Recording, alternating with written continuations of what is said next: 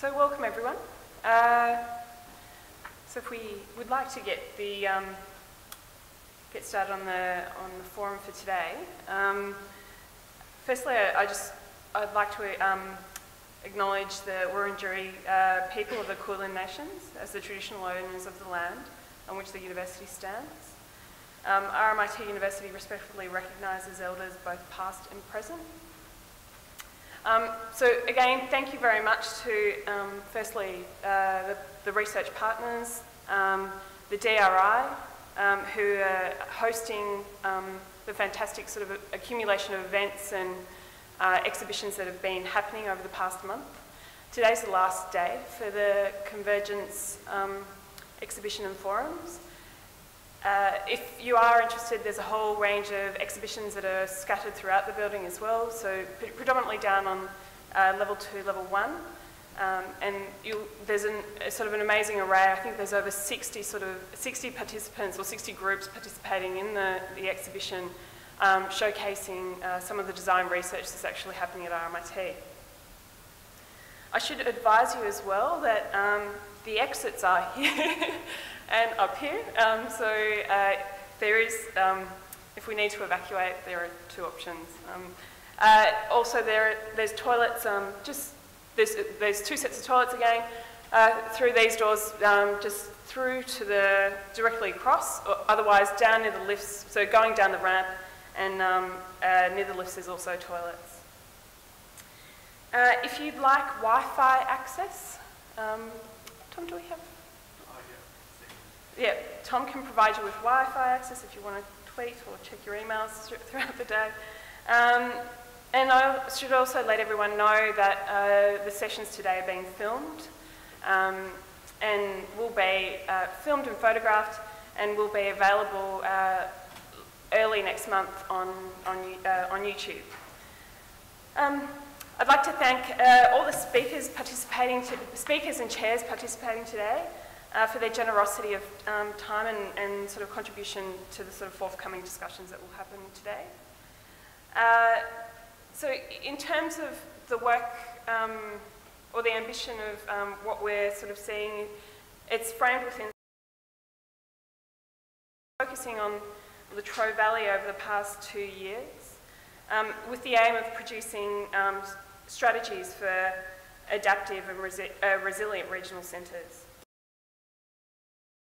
To respond to sort of variable scales and conditions of change that affect life in Latrobe City, enhancing the existing and future qualities of this urban environment, and thinking about sort of how we might be opportunistic in terms of changing and considering sort of transformations of this sort of quite a sort of unique landscape.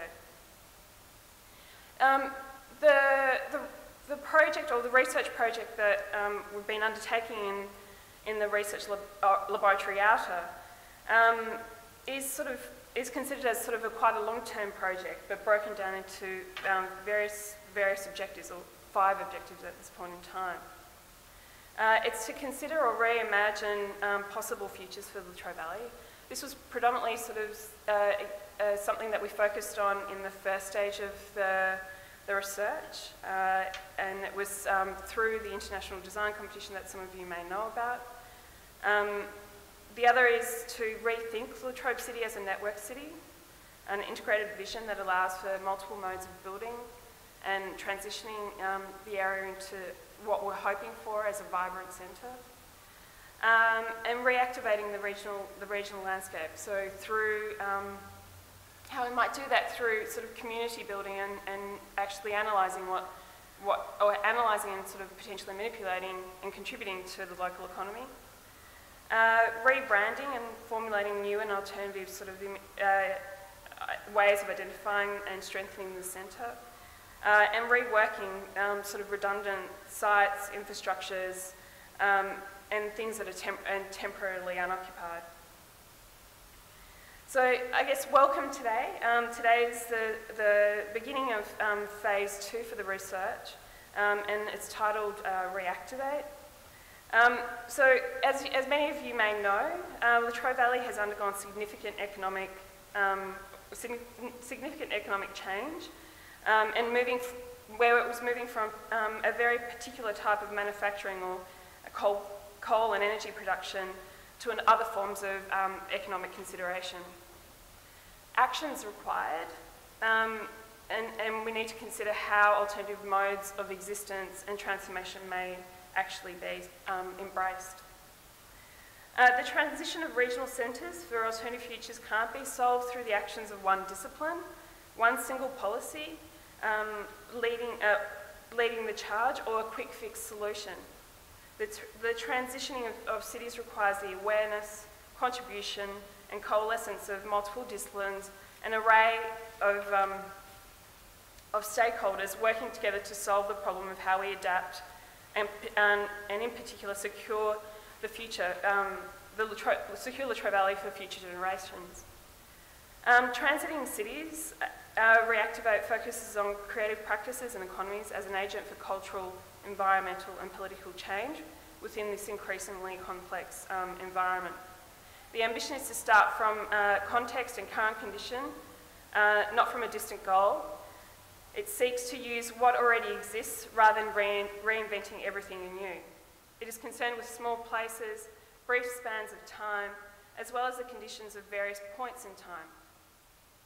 Temporary uses are symptoms of alternative understanding to urban planning. Rather than leaving development to government and unpredictable economies alone, it aims to explore how innovative forms of appropriation might be considered for Latrobe Valley. The quintessential landscape, which is Latrobe Valley, offers a unique opportunity for creative industries, events and actions to exist and activate spaces in transit, vacant sites, redundant infrastructures, organising and enhancing the possible futures of this regional centre. The reactivation stage aims to reconnect, to remake, to revive, to revitalise, to revamp the Latrobe Valley through community-based building strategies. These strategies aim to capitalise on the community's current potentials, exploring creative economies as the primary catalyst for reactivation, while at the same time aiming to intensify town centres and strengthen the community at micro industries which begin to transform and rebrand the area. We're calling on local community in this phase, small industries, creative individuals and collectives to become involved through the following key activities. The Reactivate project headquarters will be established down in Latrobe Valley, housing a semi-permanent exhibition in the area, showcasing the first phase, or the winning entries from the first phase, which was the International Design Competition, and also being as a point of contact with the broader community to have conversations about the future, and also looking at sort of an initiative of creative industries. The other thing that we're looking at is the pop-up agenda. So we're looking at pop-up shops, pop-up events and pop-up installations as an initiative to reactivate these, what we identified as these sort of temporary modes of occupation and low budget. The Reactivate headquarters gets launched in late June, and so additional information will be available then. Today's forum is actually broken down into 3 sections. There's Reactivate through creative economies, which is the first session, Regenerate the urban landscape, and Reskilling the community and the urban landscape. Again, thank you to all of our speakers for their generosity and their sharing of the expertise and contributions to the discussion today. Thank you very much. Oh, actually, sorry, I should introduce Gretchen. Our chair for the first session is Gretchen Wilkins. She's the Senior Lecturer in Architecture and the Program Manager for the Masters of Urban Design at RMIT. She's also the Founding Director of Studio Apparatus and Editor of Distributed Urbanism, Cities After Google Earth. Her recently completed PhD studies, Contemporary Manufacturing and Urbanism. Thank you.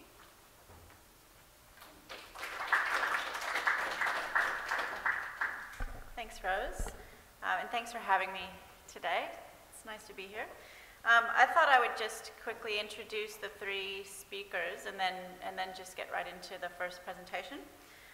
So we have Rob Robson, who's the manager of West Gippsland Arts Centre, who will speak first. And I thought we'd do the presentations, which are about 15-20 minutes each, and just do them in a row and then have question and answer and discussion at the end.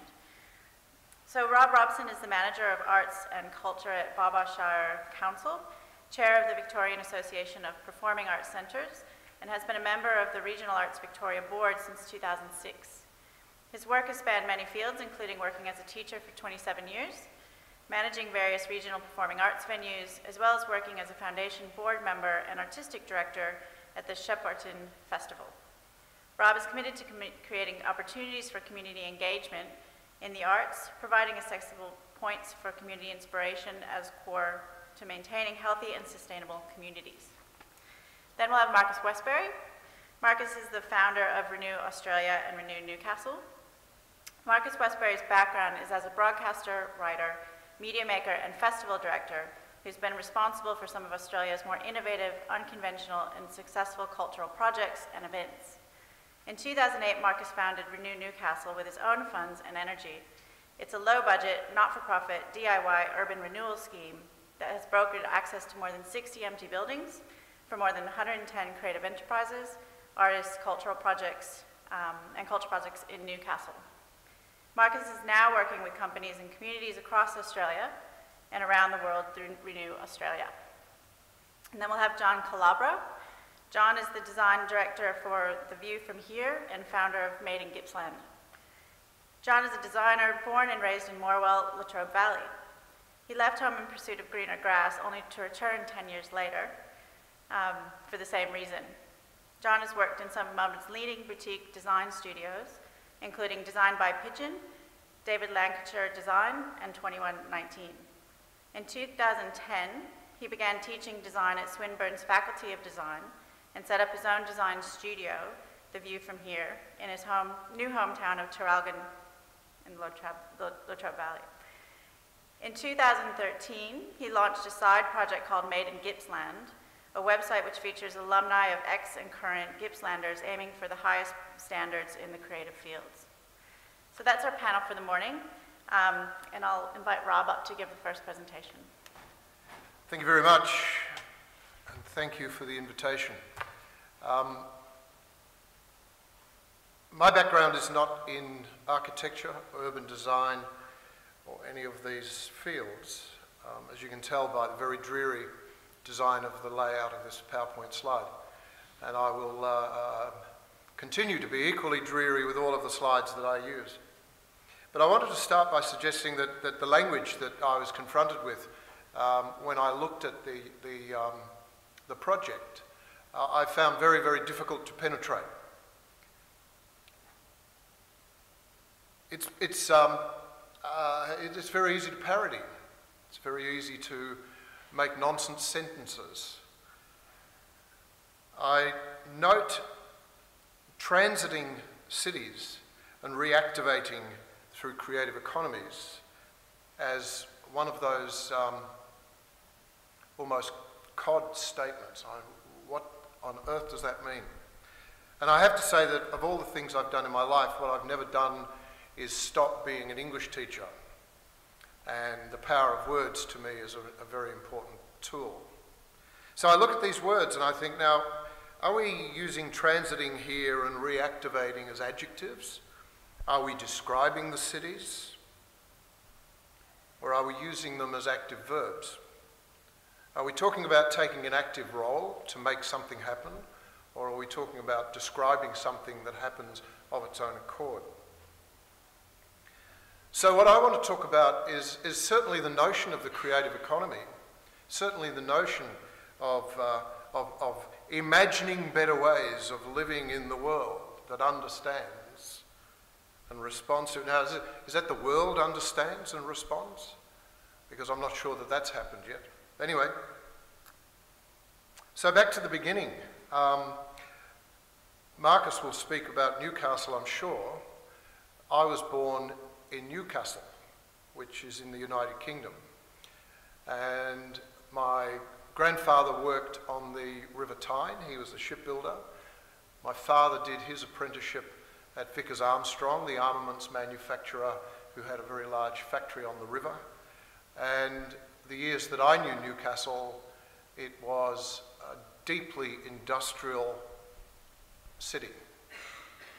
Its bridge, the Tyne Bridge, was the model for the coat hanger in Sydney, very much the same style. And in the transition that occurred in the United Kingdom from industrial economy, from industrial manufacturing economies in the northeast to a more contemporary economy as we see it now, places like Newcastle, Liverpool, Manchester, Birmingham, Sheffield suffered very badly. And I guess for them, transiting and reactivating was something that did happen. I don't know at what point creativity came into play, but it is well recognised that in places like Newcastle, Gateshead, Manchester, Birmingham, etc., that creative economies have emerged, and that the role of arts and cultural development has been a significant part in the regeneration of those cities. And we've probably all read Richard Florida's account of the rise of the creative class and his account of similar transformations occurring in places in the United States as well. What I'd like to say, though, is I think it's an enormous weight of expectation on creativity, on the arts and on culture to imagine that it of itself can make that transformative jump. And I've been suspicious, deeply suspicious, of expectations manifest in local government building arts centres in the hope of regenerating and reviving their local community, their local shire, without understanding that it takes a lot more than that. And sometimes the things that happen best happen totally unintentionally and without deliberation. So I go back to my original point. I think it's fantastic that we have here a group of people who are saying, we want to take an active role, and I will take it that your meaning is, you want to transit cities and reactivate cities and places and actually make decisions about futures rather than just allow things to happen. However, I'm saying that also serendipity will play a large part. So, I live in Warragul. I've lived there for 3 years. Warragul sits on this beautiful green rise, usually shrouded in mist. The people of Warragul would like it to remain shrouded in mist so that you drive past on the Princess Freeway, while the people of Warragul sit in their idyllic environment saying, leave us alone, go away, we don't want to be spoiled. In fact, a 2050 visioning exercise undertaken by my employer, the Baw Baw Shire Council, is headlined by a community statement that says we want to retain our village. In the face of everything that's happening in the world, we want to retain our village. And the people of Warragul sit on, metaphorically, a rise about an hour out from Melbourne. As I say, you won't notice it, you'll drive past it. And we look down on the valley, the Latrobe Valley. In fact, the locals speak of going down the valley. And in fact, some of them, my wife said, where do I get my Peugeot serviced? And one of her new friends said, well, you can either go to Dandenong or you can go to Traralgon, but we don't go down the valley. So there's a really interesting attitude to the rest of Gippsland from where I sit in this very, very complacent gateway. And I'm going to talk later about what I see as being in a place that's comfortable and in a place that's uncomfortable and what might come from that, but I'll leave that till later. So I picked these things out. These were things that in the statements on the website made sense to me. Local community-based strategies, yes, absolutely agree. Finding the inherent opportunities that exist within the current and future urban conditions, yes, work with what you've got, makes sense. A dedicated art, design and culture festival for the reason my experience says that's a great idea. and I'll talk about that. So, I emphasise all of this is just my perspective. So I spoke about my 10-pound POM background. I came to Australia when I was 12, my growing up and so on was done in the Australian environment, and in fact I lived in Shepparton for longer than I've lived anywhere in my life. So I'll talk about Shepparton because I think in terms of understanding the idea of reactivating places, Shepparton's a great example to consider. Adaptive and a resilient centre, question mark. So unlike the Latrobe Valley, whose background and dependence is in generating electricity and digging up coal and pulping paper and felling forests and so on, in Shepparton, all of the infrastructure is in the ground. It's in irrigation.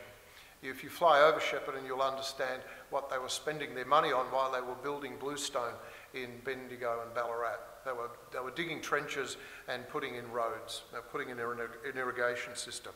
But it's an area that for years has been damaged by salination,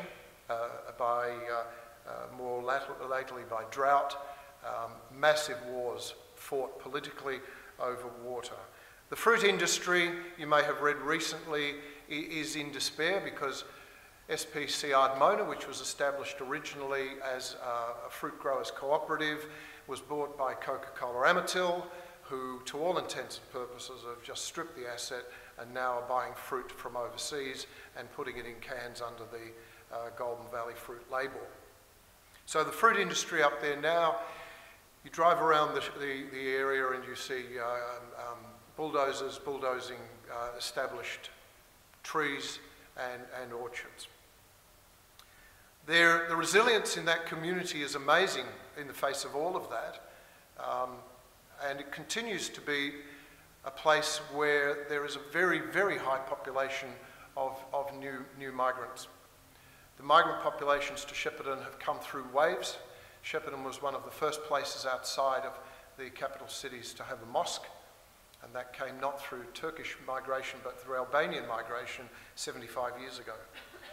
Each generation has seen a new wave of migrants, some of them refugees, as most recently, some of them interesting background of the Italian migrants, many of whom came back to the district having been interned in prisoner of war camps in Tatura during the war, returned to Italy and came back to the Golden Valley after the war to establish farms and become very important parts of the local community. So Greek community, Turkish community, Albanian, more lately it's been Iraqi, Iranian, and now more recently African.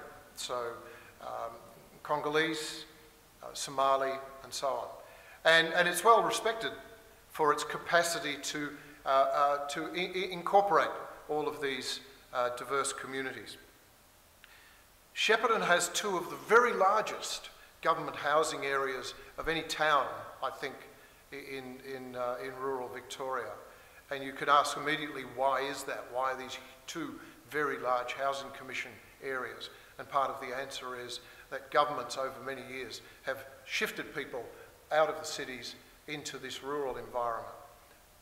From the point of view of what can they do there, what's their employment opportunities, that's a really interesting question. Very many of them end up in small business. They run small businesses, small service businesses of their own, and I'll speak a little later about employment.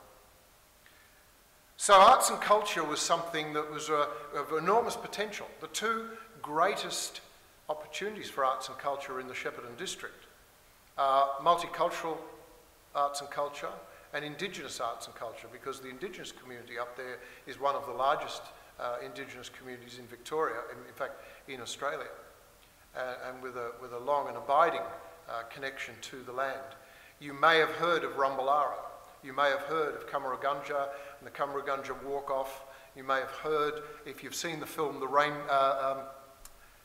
Sapphires, you may have seen the play Rainbow's End by Jane Harrison. These stories are of that Shepparton Mooroopna area, and so that culture is very deep. So the Shepparton Festival was one of the projects 15 years ago that we embarked on to try and bring some of those cultures to the fore, to give a voice, to give an opportunity for expression. I guess out of that came a number of other things. Local government started spending some money on infrastructure. Local schools developed programs in the community arts. And the festival continues. The infrastructure's still there. But when I revisit Shepparton now, I see closed shops, I see urban graffiti, I see people... a good indication is to go to the newspaper's website and read their Facebook page. How are people feeling about themselves and their town? And I've got to tell you, they feel pretty bad. So all of the things that were done, all of those positive things, there's a negative side to it as well. Arts and culture of itself is not solving the problem.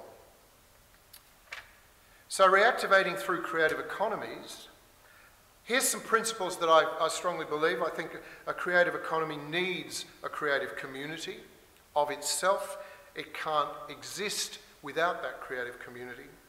It needs the people, it needs the resources, it needs the skills, Florida's creative class, if you like. I guess the value of creativity is on the rise. I guess we hear more of businesses looking for creative management, not creative accounting. We hear of this idea of what a creative economy is, what creative opportunities are, and I would think that the opportunities that will arise with things like the national broadband are going to accentuate those opportunities. I like to think that communities are increasingly valuing ideas, innovation, and creativity, not as something that's a nice to have, but a must have as a core. I think creative economies can be creative, but I think they're best created where creative communities already exist and thrive. So what can we do to create a situation where creative communities exist and thrive? The creative economies will arise out of that. I guess it's fair to say also, though, that creative economies build creative communities. So there's a cause and effect thing. But the most important thing I'd like to say there is that creative communities cluster and thrive around certain conditions. And those conditions are built, obviously, they're facilities, it's the physical environment, they're social, what is the depth and richness of the community, they're educational, and the physical environment itself. So this question, which you must be aware of, I'm sure, is the whole issue of livability.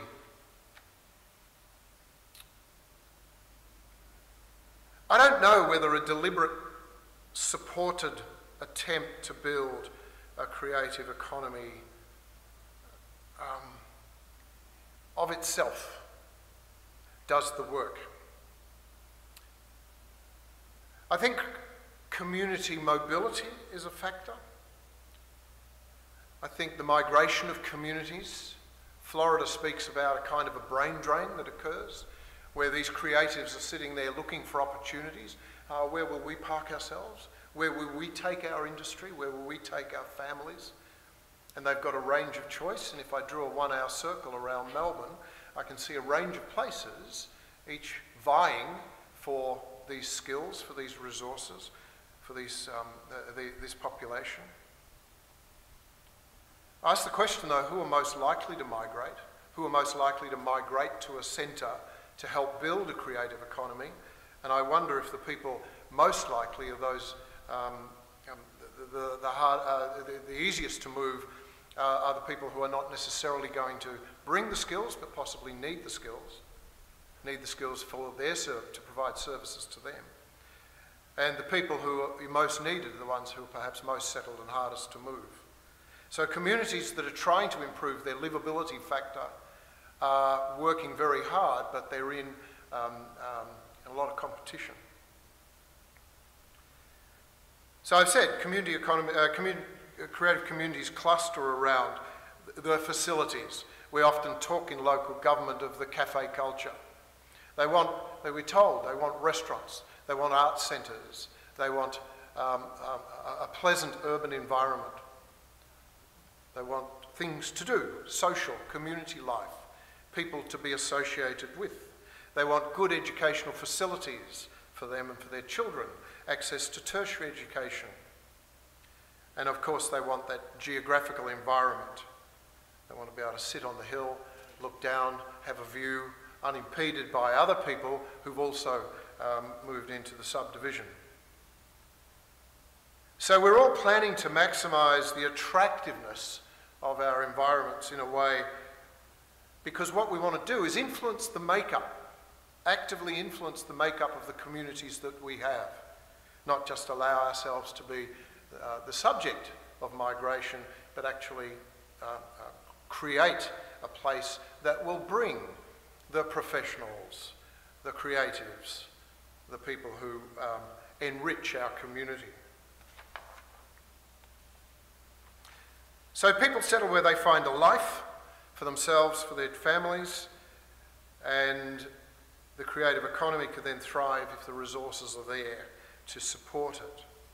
But the main resource, I would contend, is the people.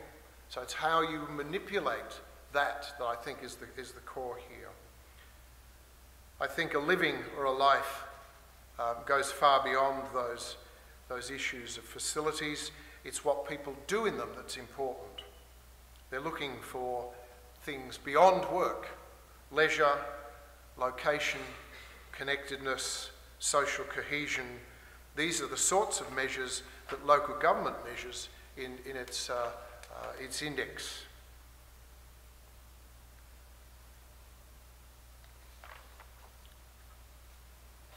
So I was recently on a panel looking at an invitation from Arts Victoria to small towns in Victoria under 1,500 people with an offer of a near $500,000 grant to do something big in your community, to do an arts project in your community that will transform, a transformative activity or action or installation or something. Small towns were invited to think about what they might do to revitalise and reactivate their town. And I think, I can't remember the number, there was something like potentially 100 and something towns in Victoria that could have applied, and some 80 actually applied. The number who applied was quite remarkable. And I think over this period there will be 5 successful towns, in fact, which will be announced tomorrow. But what did they look for? This was interesting to me. What did the applications have in common? We guessed, particularly because this was the inspiration of the big architect, the then Premier and Arts Minister, that people would be looking for big things. They would build a big koala or a big lobster or something to bring the tourists. But in fact, we were quite surprised. What people wanted was connection. They wanted things that would connect them to other people in their community. They came up with ideas for bridges, for open spaces, for revitalising existing spaces that would help connect things that were already there in the community. Community spaces where people could come together, pathways, hubs. And I found that really energising to me, because I'd gone into the process, yes, a little bit cynical. How can $350,000 make a difference if all you'd build a big ferro-concrete thing, ferro-cement thing? But I was really quite moved by the outcomes, and I think what will come of it, in fact, will be sustainable. However, I don't know that arts was the silver bullet.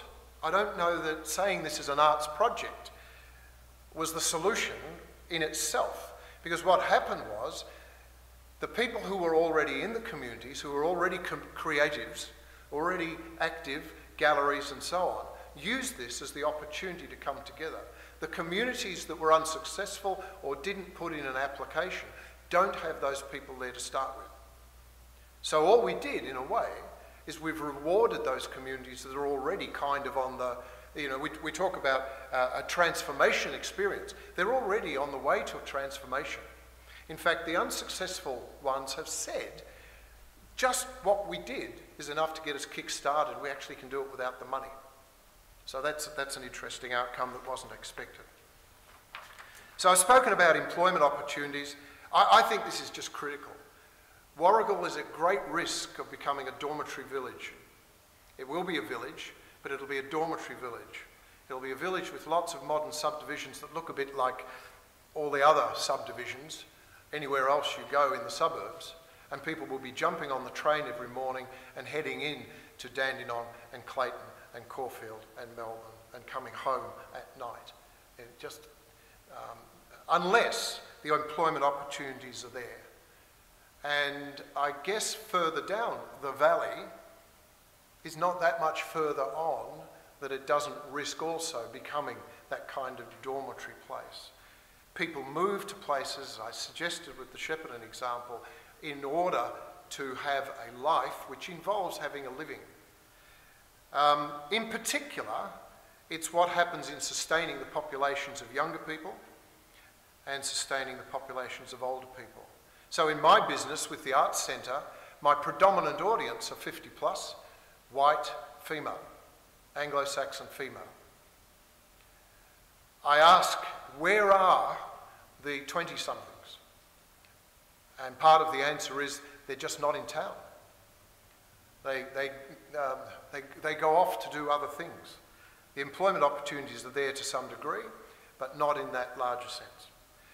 With the older people, I think that's another interesting thing because, of course, many people migrate to our centre now coming with a lot of skills. And what we're finding is an amazing growth in the volunteer opportunities. And that's an employment area which I think our Shire is looking at quite significantly. And that is how can we create real employment, which is not necessarily paid employment, that makes use of the skills of the older community. Out of that employment comes commitment to the community, a sense of engagement, belonging, contribution, where I fit in, where my kids will fit in, I have a future here, and those things as well. And I'm sure that a big issue for the Latrobe Valley is the loss of employment that will come from the change in their economy and how we reposition that. So arts and culture for me has a number of purposes. The extrinsic ones are the ones that are always put to the fore. And I did a master's thesis on looking at why local government does its arts programs, and I found local government arts programs that were massively worded up to be talking about their capacity to serve the needs of health and well-being, healthy communities, vibrant communities, community connectedness, etc. And equally I found local arts centres whose whole purpose was tourism and visitation and economic development. Interestingly, the centres were all delivering exactly the same program. The artistic program in the centres was the same. Their purposes, the things they were measuring, were different. And all they were doing really was correlating with their council plan in order to sustain their funding. So there is a place for arts and culture. It does have extrinsic purposes and reasons and objectives. They can be about other things. Through the arts we will achieve these other good things. But I don't think it's fair to dump on the arts those things as the primary objectives. I say to my council, if you want a place to get a large number of people from diverse backgrounds together, build a bingo parlour. Because an arts centre is a very expensive way of achieving that outcome. The arts centre has to do something more than that. So the intrinsic, to me, are much more important. It's the experience itself. It's the experience or the witnessing of the creative process. It's the aesthetic appreciation, the development of aesthetic understanding. It's the emotional experience. I have found that it provides, once you strip away why do we present this work, we move from we come together to share an entertaining experience to we come together to share an abstract emotional experience that makes us think differently about ourselves and our world. And that's powerful, because that's the sort of thing that assists to bring people to a position where they're open to ideas and therefore flexible, therefore able to see alternative points of view, to understand others. I say you can understand someone else when you hear their story, and the arts is the greatest and probably the only now way that those stories can be heard, because popular media no longer tell those stories in that same affecting way. They tell those ways with an ulterior motive. They tell those stories with an ulterior motive.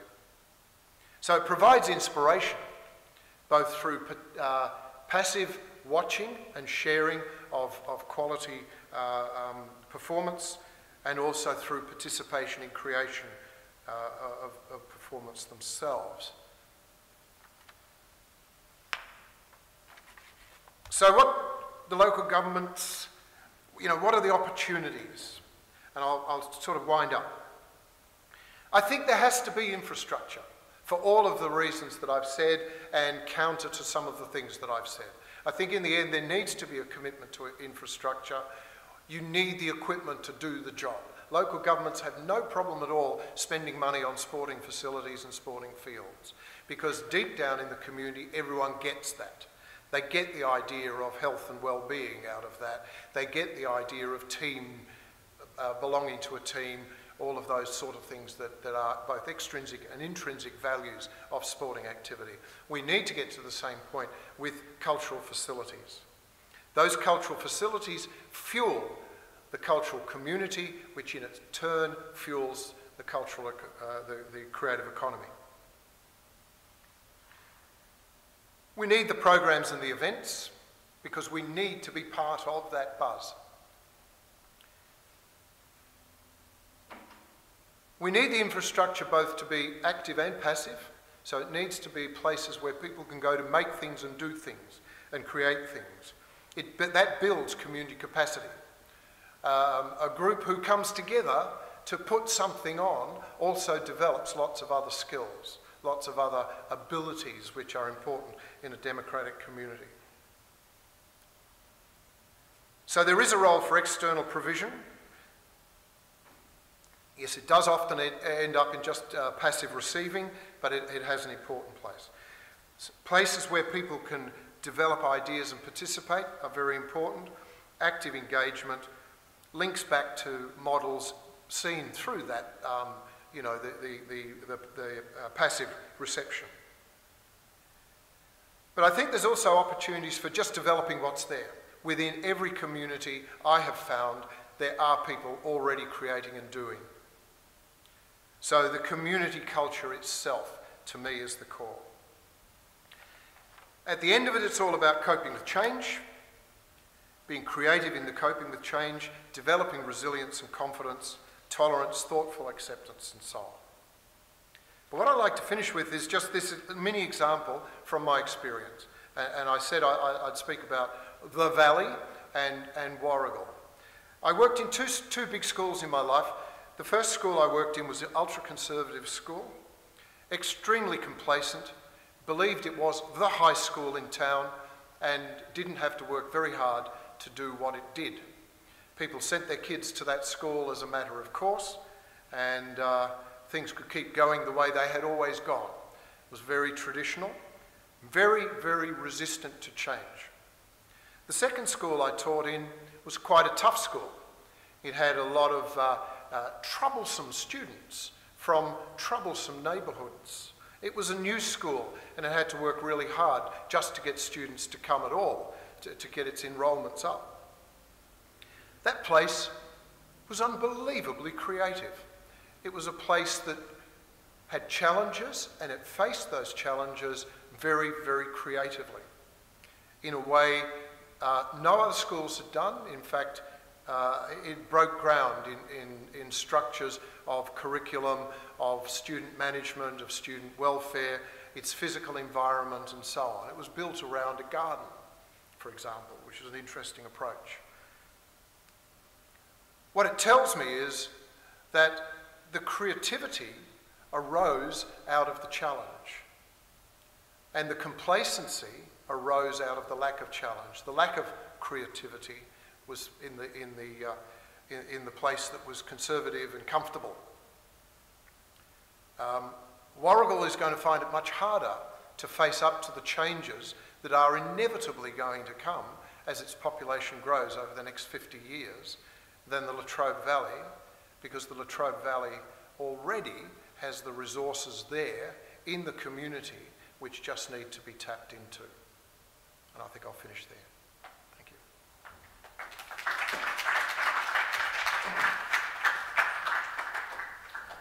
You raised some really interesting questions, I think, that may be picked up in the next presentation about the relationship of people and infrastructure and the triggers that generate those creative communities. So why don't we just invite Marcus up, and I will... Got it, I think. All right, everyone. So I'm just going to talk, I'm a little bit conscious of time, so I'm just going to try and, I've got quite a lot of images to get through, so I'm going to try and do a fairly quick sort of introduction, I guess, to some of the concepts that Renew Newcastle and now Renew Australia have been working with.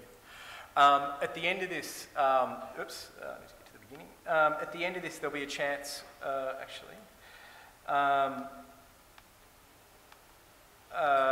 to engage, I guess, in where some of our themes, I think, align, and some of our themes actually, to some extent, might even contradict each other in terms of what we're exploring today.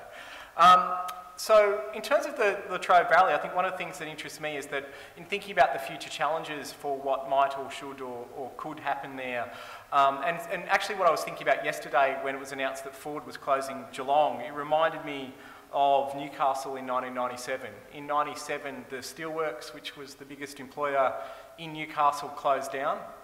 There were 20,000 jobs in the BHP Steelworks in Newcastle in about 1980, and by the time they announced its closure in the late 90s, that had dropped down to 2,000, and then even less. So 1 in 10 people in Newcastle actually worked at the steelworks. Then if you count in their dependents and their families or whatever, that's a huge, huge thing to rip out of the heart of a community that size. Around the time that we started working with Renew Newcastle, these are all photos that I took just walking up and down the main street. There's lots of examples. This is the second oldest theatre in Australia. It's been empty all my life. This building, actually, I don't have time. There's a story to tell you about what we've been doing with this building more recently, but it's an interesting example. Beautiful old building if you'd seen it in its heyday. This is Newcastle's old historic post office, which had been empty for about 10 years. It was owned by the government, the federal government, who sold it off to a developer who just let it rot. This is, I always think if you want to do a post-apocalyptic zombie movie, Newcastle's an excellent place to get cheap sets. This just looks like everyone just kind of died and disappeared yesterday, but so the whole area basically has been run down for a long time. All up, around the time that we began working on Renew Newcastle, I counted about 150 empty buildings in the 2 main streets. You can see, for your convenience, I have animated them all here.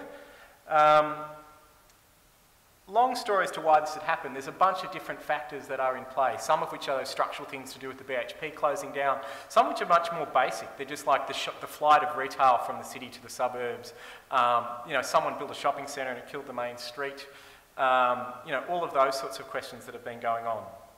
So that's one level. Newcastle, I think, is a pretty good case study there of some of the challenges that are faced by large regional centres as they go through periods of transformation and reconstruction. What I've also been interested in, I guess what my background was in, was like our earlier speaker, I'm not an architect or designer or urban planner. I was actually working with artists and makers and festivals. What I have been interested in recently is an obsession with the rise of decentralised creative production all around Australia and around the world. I was actually interested in this probably before I was ever thinking about cities or its role there. So just to give you an example, this is a search I did around the time that Renew Newcastle started. There were 482 Flickr groups tagged as or based in Renew Newcastle 4 years ago. Etsy, which is one of my favourite examples at the moment.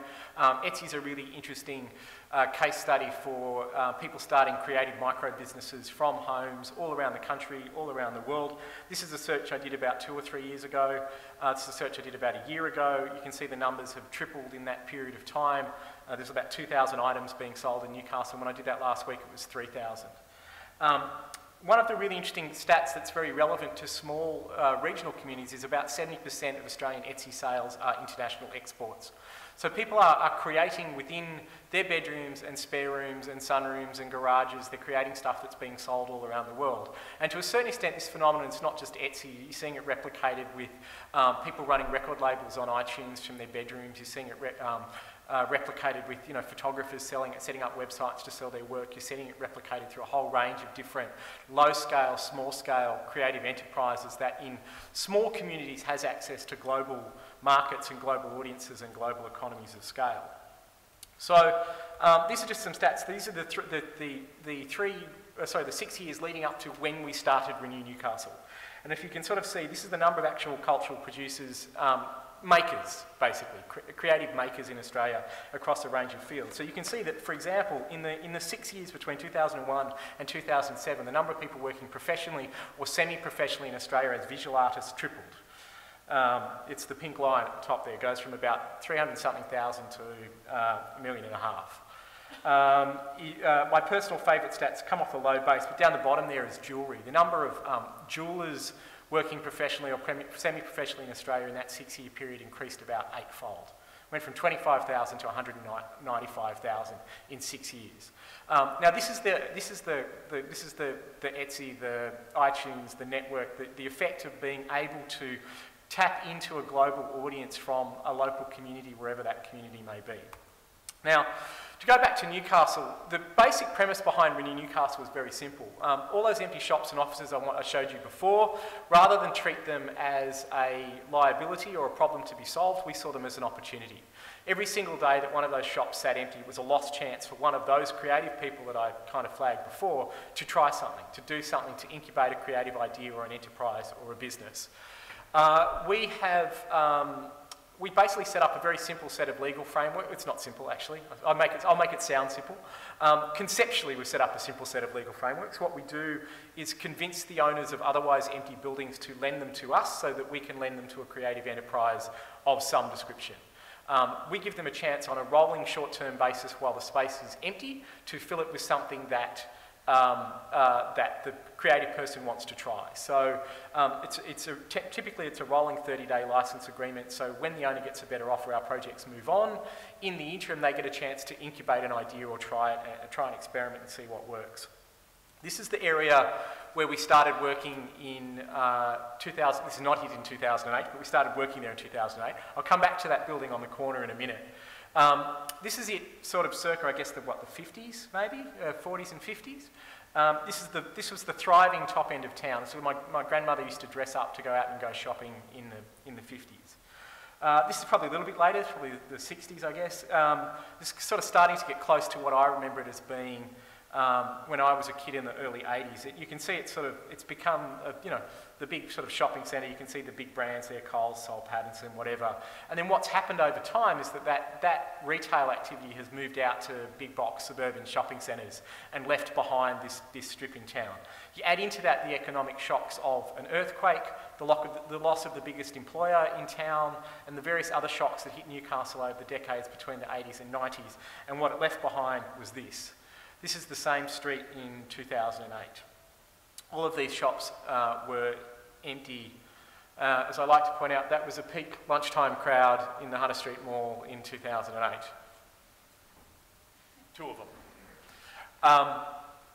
And so basically what's happened is that you get these self-perpetuating feedback loops. This area is falling down because there's no one there, and because there's no one there, no one wants to open anything there. And this loop has kind of fed back on itself over a period of time. I was actually living in Melbourne when I started Renew Newcastle, and coming back and looking at these spaces, it was sort of like seeing it in time lapse. I'd go away for 6 months or a year, and an entire block that I'd remembered as being buzzing and vibrant had fallen over completely while I was gone.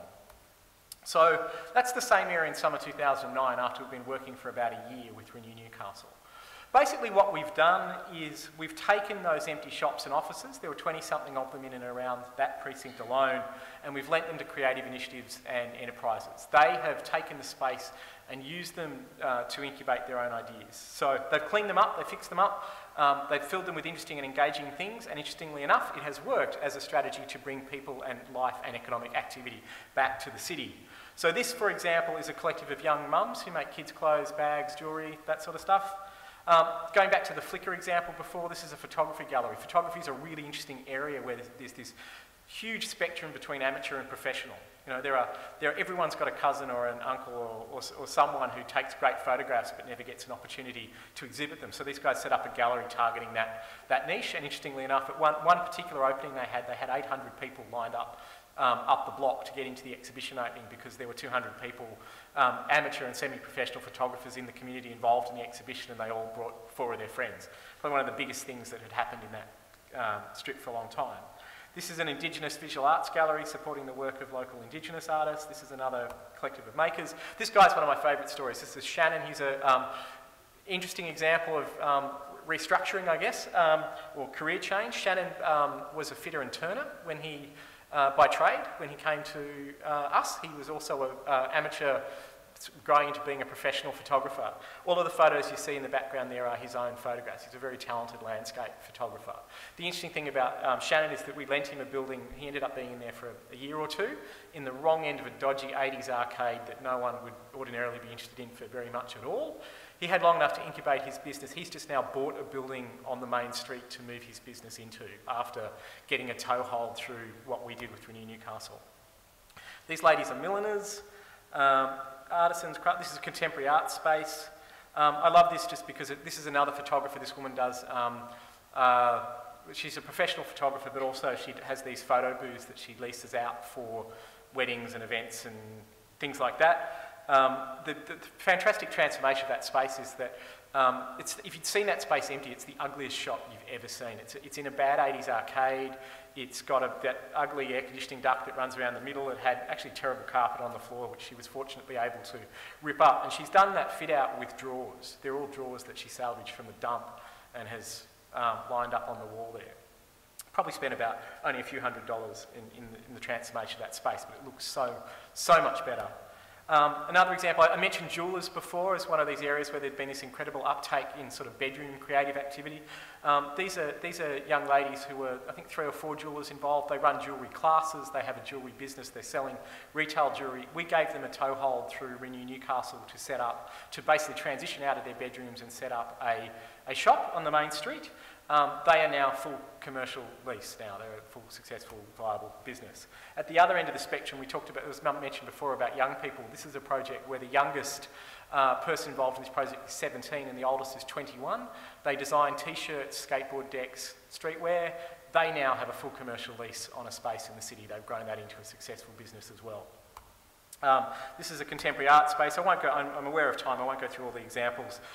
This is a co-working space, so again it's an interesting example because the owner of this space said this is grade A office, you can borrow it but you can't put a nail in the wall. You have to do something, no hippies, no paint. Work with it but don't make any mess. So these guys set up a co-working space called The Roost. They've got about 29, I think separate, last count, I don't know, I should get an update, but it's probably about 6 months old now, but 29 separate individuals or small businesses, 1 or 2 person businesses working out of this co-working space. They all come and work off their laptops. Several of the spaces the businesses that are being incubated there are spinning out and becoming either their own Renew Newcastle projects or even their own standalone businesses in the city. This is a sound art gallery. I won't go into the details, but this is another example. This is interesting enough. At the same time that we were doing all this street lost its biggest anchor tenant, which was David Jones. David Jones had announced before we started that they were closing and they were leaving, but they left for a period of about 12 months. This site, which is the biggest, it's the biggest block in the city basically, was sitting empty and dormant with black plastic in the windows. Recently we were able to get access to this space. What we were able to do was carve off, we don't have the resources to take over a 4-storey department store, but what we were able to do was carve off basically the front window facing area of the building, build a petition behind it and then create these little standalone studios for local retailers and artisans. So this lady makes like 50s style retro swimwear. This woman's a fashion designer. This lady makes kids' clothes. The effect on the street has gone from black plastic to that. All up, there's about 7 or 8 separate standalone creative enterprises that are working out of this space. So on the basic sort of sense of what has the effect been on the ground, This is the area where we started working in 2008. All of these red dots were empty buildings. Over the period of a couple of years, despite the fact the biggest single tenant in the precinct was moving out, the green flags, the green dot markers are Renew Newcastle projects that we moved into the spaces, and the yellow flags are new commercial tenants. They're restaurants, cafes, galleries, fashion retailers, etc. that have moved into the precinct. And the transformation over the course of 2 years was basically from that to that. Now, I could talk about, I could save it for the questions, but, you know, there has been a million other strategies to revive this main street, every single one of which has cost at least 10 times more than what our model has cost. It turns out that if you align your strategies with the initiative of creative people who have ideas who want to do things, you can do an awful lot with a very limited amount of resources. I'll just show you some before and after photos. This is the shop where the owner had just been sick of having the windows kicked in. We made it available to a local record label that were working out of their bedroom. This is actually in a different part of town.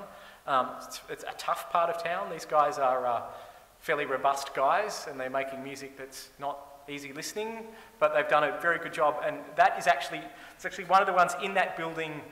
It's actually just adjacent to that building I said before. I probably won't have time to come back to, the one that the old space that's boarded up. What's happened is that when we put these guys down, other creative businesses started to open up next to them. So one of them, 2 doors up, there's this great little boutique, little fashion store opened up, basically targeting a similar demographic. And about 4 doors up, another one of the projects that we're involved in is a small bar performance venue has opened up. Again, this little cluster has come alive working with that demographic. I love this one just because the fit out was done on $60 in Hard Rubbish Day. The owners, the people who took on this project couldn't afford paint, so they got the ends of all the white paint tins their friends had in their garages and mixed them up in a big bucket. And everything else you see in that picture is either what they make themselves or what they found by the side of the road on Hard Rubbish Day. Won't go through all of these, but this is another one of my favourite spaces. This is an old doctor's surgery that's been converted. It was from a hub, like a bunch of tiny, pokey little consulting rooms for local ophthalmologists to workspaces for small-scale creative businesses. So there's designers, digital publishers, a filmmaker, a few other, you know, those kinds of 1 or 2 person creative businesses that are working out of this space. Interestingly, several of these people have just moved out, they've graduated, they've set up their own spaces. One of them now has Channel 10 as a major investor in his business. I see ads for them on the TV in Melbourne, and they're now employing 9 people after getting a toehold through us through this scheme. This is just an example of just a transformation of a street over time. What's interesting, what you're seeing there is gone from that to that, but none of the things you actually see in that picture are our projects. That is the cafes that have moved in, the new fashion boutiques that have moved in, and the other things that have moved in to follow the foot traffic and the activity in that area. All up, we've actually done, I've got to keep updating this, the number keeps going up all the time. We've done 110 projects now in more than 60 empty buildings in Newcastle since February 2009 was when the first ones opened. I don't have time to go through the maps, but I want to just quickly flag a few things. There's been a very big change, and I guess this talks about how you can turn perceptions around of a place. One of the things I think our project has very strongly contributed to is a change in perception of Newcastle, what Newcastle is and what it can do. So Newcastle has gone from being the place that used to have the steelworks to, in 2011, Lonely Planet brought out their list of the top 10 cities to visit in the world. And number one was New York, which is fair enough, it's a very good city. But number 9 was Newcastle, and it was the first time any Australian city had ever made that list. Lonely Planet's rationale was that basically that Newcastle had transformed itself from a steel city to a creative hub, blah, blah, blah. Through an explosion of artists, photographers, fashion designers, digital artists and more as part of the inner city regeneration scheme, Renew Newcastle. And that's the sort of publicity you can't really buy. I mean, you know, if you can get that sort of effects, it means a lot. I won't go through all of these. I just want to just quickly flag, we've had independent assessments done recently in terms of what is the actual value that Renew Newcastle generates. SGS did an impact report. They found that this model reduces blight, antisocial behaviour, improves business and community confidence, skills development, volunteer engagement. They worked out something like can't remember I'm going to make up a stat because I can't remember the actual one, it's embarrassing, but it was something in the order of 15,000 hours of volunteer time had been catalysed in the previous 12 months by the scheme, just people just getting into the city to devote their time to doing things that wouldn't have done otherwise. Creation of intellectual capital, creation of jobs, savings in terms of maintenance and improvement to the brand value and tourism, etc., to the area. They basically found that the cost-benefit ratio of Renew Newcastle's work was 10.8 to 1. So every dollar of public money that went into the scheme came back nearly 11-fold in jobs, revitalisation, etc. I won't go through all of these, but the model has now been applied in other communities around Australia, and I'm now working with Renew Australia, who are trying to apply the same model and work with other communities that are interested in doing similar things. These are photos from Renew Adelaide and Renew Townsville. There have been other projects that have started to use the model in, there's a project just starting up in Moreton Bay, there's a project in, I've lost track actually, Lismore in New South Wales. There's about a dozen communities around the country that are using this basic model of taking otherwise empty space and using it to catalyse creative projects in their local communities. Just to finish on just one observation, one of the things that goes back to is, and I think I disagree a little bit with the premise that what you need to do is about attracting a creative class. I actually find that model problematic for a whole bunch of reasons I can go into a bit later. But what I find, one of the things that's absolutely essential to what Renew Newcastle does is not about getting people to come to Newcastle to do stuff. It's to get what is in Newcastle and give it a capacity to grow and to flourish. This isn't about creating a fertile environment to get 100 hipsters from Sydney to move to Newcastle. It's about creating a practical set of structures to get people who are in suburban Newcastle to act on their passion and desire and creativity and initiative. And that's what we've done 110 times over. And I guess that's part of the reason why I sort of flagged that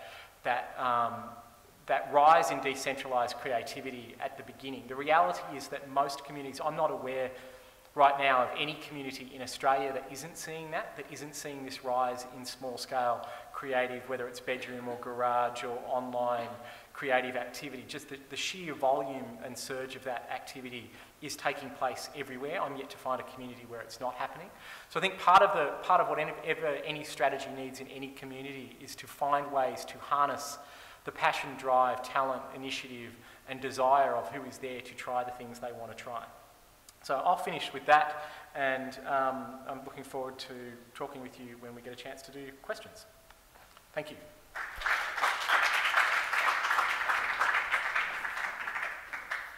Thanks, Marcus. It was great. And again, good potential conversation and overlaps, I think, between these intrinsic and extrinsic issues about the city. We'll invite John up as well now. Sorry, I prefer to sort of wander around when I talk. It's probably because I'm half Italian, we can't stop moving when we talk, but I'll try my best. Go back. I think I'm going to have that problem the whole time. Anyway, so my name's John Calabro. I run a small design studio in Traralgon called The View From Here, and I've set up a side project called Made in Gippsland. Just to put a bit of context into that, I was born in Morwell. I actually grew up in the Latrobe Valley, so I understand the area reasonably well. 2001, after sort of doing reasonably well at VCE and trying to decide what I would do with my life, I decided to move to Melbourne and pursue a career in design, and worked in some good studios and partook in some good activities. Later on, I decided to move home and to be with my wife, and with our kids we moved closer to our family, and yeah, literally traded in my dream job for probably career suicide. Just to give you an idea here, you know, I lived in Balaclava, I worked in Collingwood, we were surrounded by hipsters in tight jeans and great coffee, all our friends, and it was literally my dream job working at 2119, and then great coffee became bad coffee, friends became family, which was nice, and the hipsters in tight jeans became tradies in fluoro vests. You know, my wife and I are up here today, and we still think of this place as home as well. But, you know, one of the things we commented today was just, oh, stop. It's Excuse me guys for 1 second. I'm going to switch programs.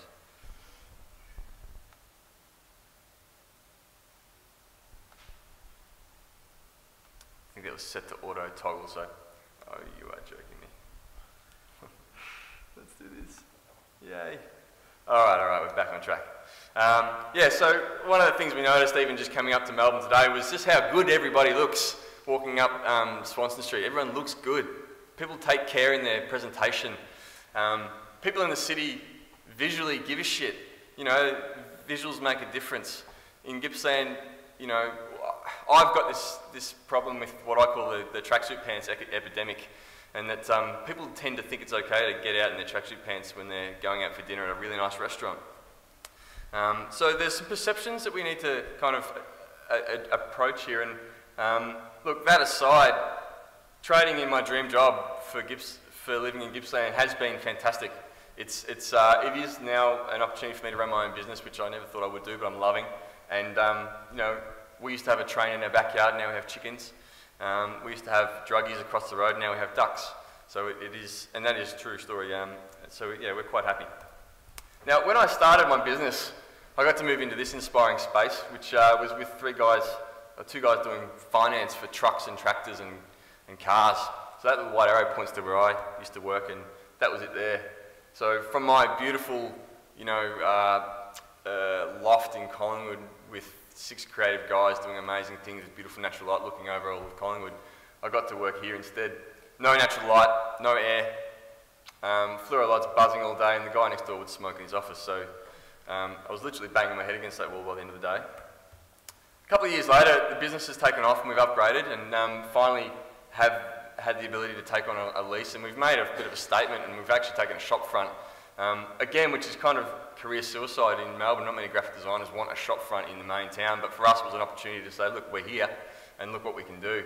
And it's turned out that just with the very simple fit out that we've done, and you know, I don't claim to be any architect, but you know, just with a little bit of thought and consideration, with the simple little fit out we've done, we get people wondering all the time, going, "Oh, this place is great. You know, what have you done? What do you do?" And that shot there, you know, when people come in and say, "You guys travel agents? What do you do?" So it's been quite nice to get people's attention, and we are finding that similar creatives are coming knocking the door, going, "Look, I'm an illustrator.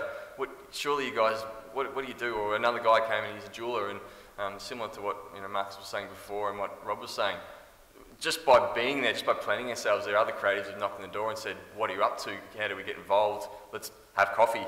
Can you find any good coffee?" There are a few places now that do. Anyway, look, I've brought a piece of Collingwood back with me. I've built my own fixie.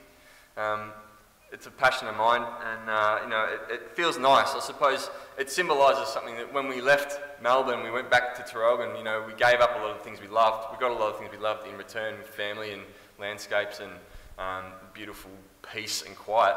But you know, we're trying to bring some of these things we loved about Melbourne back to where we lived, in the hope that you know, it becomes more livable. And what we loved about Melbourne was its livability and its culture. So you know, we'd like to I suppose, inject some of these things into our own economy. So the space that we work in is quite nice. We've got somewhere to sit and work, and you know, it's really symbolic of what we do and what we stand for. And it kind of leads me to my point about, you know, this is my small team, by the way. We employ a small handful of people now, which is nice. But in showing people what we can do, you know, we're kind of, I guess, challenging our own perceptions that you can actually run a graphic design studio in Traralgon, in a place that you wouldn't have thought was possible. And for me, it's one of the key things. I tried to think about how does that relate to a creative economy, and how does that relate to reactivating the Latrobe Valley. Well, you know, one of the things we get to do is challenge perceptions of benchmarks, and I think benchmarks is a good word. So I've created this really intelligent diagram here, which describes the state of the creative economy in the Latrobe Valley at the moment. And I do apologise for oversimplifying things, but one of the skills that we as communication designers, graphic designers, have to deal with is taking complex information and making it understandable, nice and quick.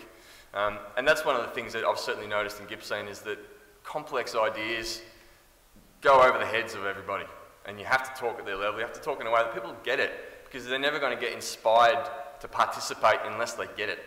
So the state of the creative economy, this is my perception, this is sort of what I witnessed at growing up there, what I thought about the place while I moved away, and since I've been back, I'm starting to change my tune a bit. But the idea that if you're going to set up a restaurant or set up a cafe or a retail shop or whatever it is you're going to do, if you're going to have a logo or if you're going to do some TV ads, everyone there has the intention of doing something great.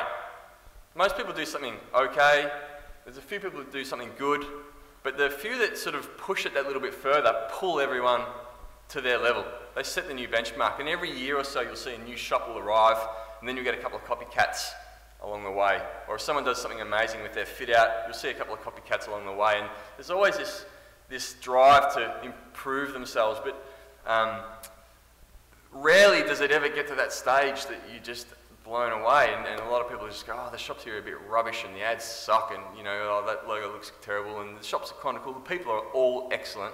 Well, something's sort of missing. For the few people who do go out of their way and invest a bit of money or do something crazy, they get labelled as being Melbourne, and I don't mean that they're from Melbourne, it's an adjective. They kind of get described as, well, you've done something a bit different, you're being a bit Melbourne, or geez, that looks a bit Melbourne, and it's this weird phrase that I kind of hate but I love at the same time, because I don't think anyone anywhere else says something as ridiculous. But what I want to draw, the point I want to draw out of that is that, you know, when I used to live in Balaclava or in Collingwood, and we'd get out at lunchtime and we'd take a walk, we were experiencing this territory up here, this wow territory, where no matter where you'd walk, there was a new shop or a new cafe. The architecture was always exceptional, you know, the retail space was amazing, the products were fantastic, and we were just amazed. Similarly, you'd all be aware of just how excellent the restaurant culture here is in Melbourne. Now, as architects and designers, you might start getting finicky and fussy and saying, oh, geez, I don't know, they're using those tonne chairs again, or Tolix stools, I've seen those a million times. You get hypercritical, but go and live somewhere like Gippsland where restaurants are still using plastic chairs. You know, you come up here and every single place is amazing. You know, any one of those in Gippsland would absolutely kill it, and the few people who have cottoned onto that in their creative economies are really doing fantastic. There is a cafe in Morwell, for example, a girl who was in virtual merchandising and came up to the city, got her education, moved back home, set up a cafe, and it's literally revitalised Morwell's town centre with one shop because she's actually put some thought and effort into it.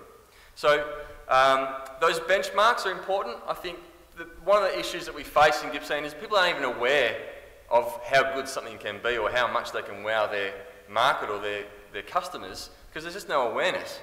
And perhaps, you know, in investing in creative economies, I think getting the messages out there to show people that, look, these things are possible is where we can get some success. Love Marcus's project in that, you know, it's showing people, you know, these things can be done if the opportunities are there. So I just wanted to use another reasonably intelligent diagram just to explain how I deal with things as a designer. These are the kind of briefs I get. Clients will come to me and they'll say, I either want a logo or a website. And it's one or the other, and that's it. So I say, okay, that's good. I can give you a logo or I can give you a website, that's no worries. They understand that they need one of those two things. This wide area where we touch into things like, well, what about your brochure, and what's your signage like, and you know, do you have a business card? And these are the kind of things they didn't realise that, oh, you can do all those too. So they were kind of aware of them, but they didn't realise we could pull them together. There's this category out there which includes things like copywriting and photography and experience design and just branding as a concept in general. They don't even know what that is. And I call it the what you're talking about, Willis category, because people just look at you blank-faced and, you know, a copywriter, what's that? And how much is it going to cost me? They don't even realise that you can invest money in that. Now, in the city we're surrounded by excellent writers, people who are great photographers, and people put the investment into their brand and they create these things which people love. So again, I put it back to awareness. People don't realise what they can do with their businesses because they've never seen it before. They're literally looking next door and not seeing what can be done. So lucky for me, there are companies willing to invest in this stuff, and the market does respond very positively to people who go out and try something. So I've put another key word there. I think it's tangible improvements, and I think this idea of visual, something being visible helps people realise that it can be done. So just to show you a couple of projects where we've gotten involved, when I moved home, I got fairly friendly with a guy who ran a restaurant, and we talked about this idea of opening a cafe, because we were sick of going, a cafe/bar. We were sick of having to go to the pub and deal with thugs or be scared that we might get picked on. So we set up a bar, and as part of the brand promise, or as part of the concept, we're like, well, you got to go there and you got to behave. You know, you got to tell people, just go there, have a good chat and relax and enjoy yourself and don't pick a fight. So in the tagline, we've written for great coffee, beer, wine and etiquette. And just in creating a design that stimulated this kind of response, the place has nurtured that kind of customer. So, you know, we put phrases up like this, stand for ladies. We've got this old suave type. You know, we've just done simple things like, you know, no high-vis, no wife beaters, no thongs. You know, we want people to go there and actually respect each other. And I think these guys who knock off after work, they've been on the tools all day, they have a beer, they get rowdy. You know, by asking them to respect their appearance, when they come to this place, they actually behave really well, and it's actually become a fantastic little venue. Another one that I've partaken in is in Warragul, in Rob's territory, and it's called Big Spoon, Little Spoon. And this is a bit of a case in point where, as a studio, it's the perfect job for us, because we've been able to do a holistic approach. So we've done the photography, and we've set up the art direction, and we've done the logo. We've even helped these guys with their interior design. Now, like I said, we're no interior designers. I don't claim to be Hector Guthrie or any of these kind of great firms, but we have a bit of an idea, and we can help people achieve something. Now, this was one of those crazy sort of 90s restaurants before these guys gutted it and decked it out. And this is in Warragul, and they've set up you know, a beautiful little restaurant. The chefs are excellent. The food is fantastic, and look, to be honest, I think they're worth a hat in the Age Good Food Guide. But you know, as a project for us, it's been a great case study, because we can show to people, look, if you get your brand right, and you get your shop front right, and your environment right, and your signage matches, and you know, you can influence the customer experience by putting little touches here and there. Even the website, you know, it shows people that this is what is possible. So for us, it's one of those little benchmarks, just to say, look, you can run a business, you can do it however you want, we're not going to force this upon you. But for those people who are looking to improve, you know, these guys start leading the way, and hopefully it brings up a whole heap of other people to go, well, yeah, we want to be in that space, we want to wow people, and we want to improve our area. So other customers that we've got, just really to touch on a few quickly, you know, we've got a boutique mechanic who loves his craft. He's probably the only mechanic in all of Australia with a foil stamped business card, I think. A milliner. We've got a range of beauty salons and therapists and hair salons, and look, gymnastics clubs, so you know, things for kids. Even a local nursery got us to do their television commercial, and you know, we charged them a fair bit for it. We did green screen productions and custom audio and, you know, bespoke music, and it's just unheard of for a local company to go to that effort. So, like I said, just one or two of these projects, if we get to partake and do these, hopefully it just shows people what is possible.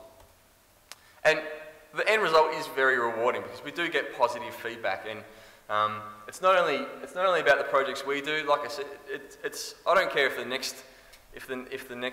someone else sort of was to set up another design studio that trumped us. I mean, for me, it's the more businesses in Gippsland who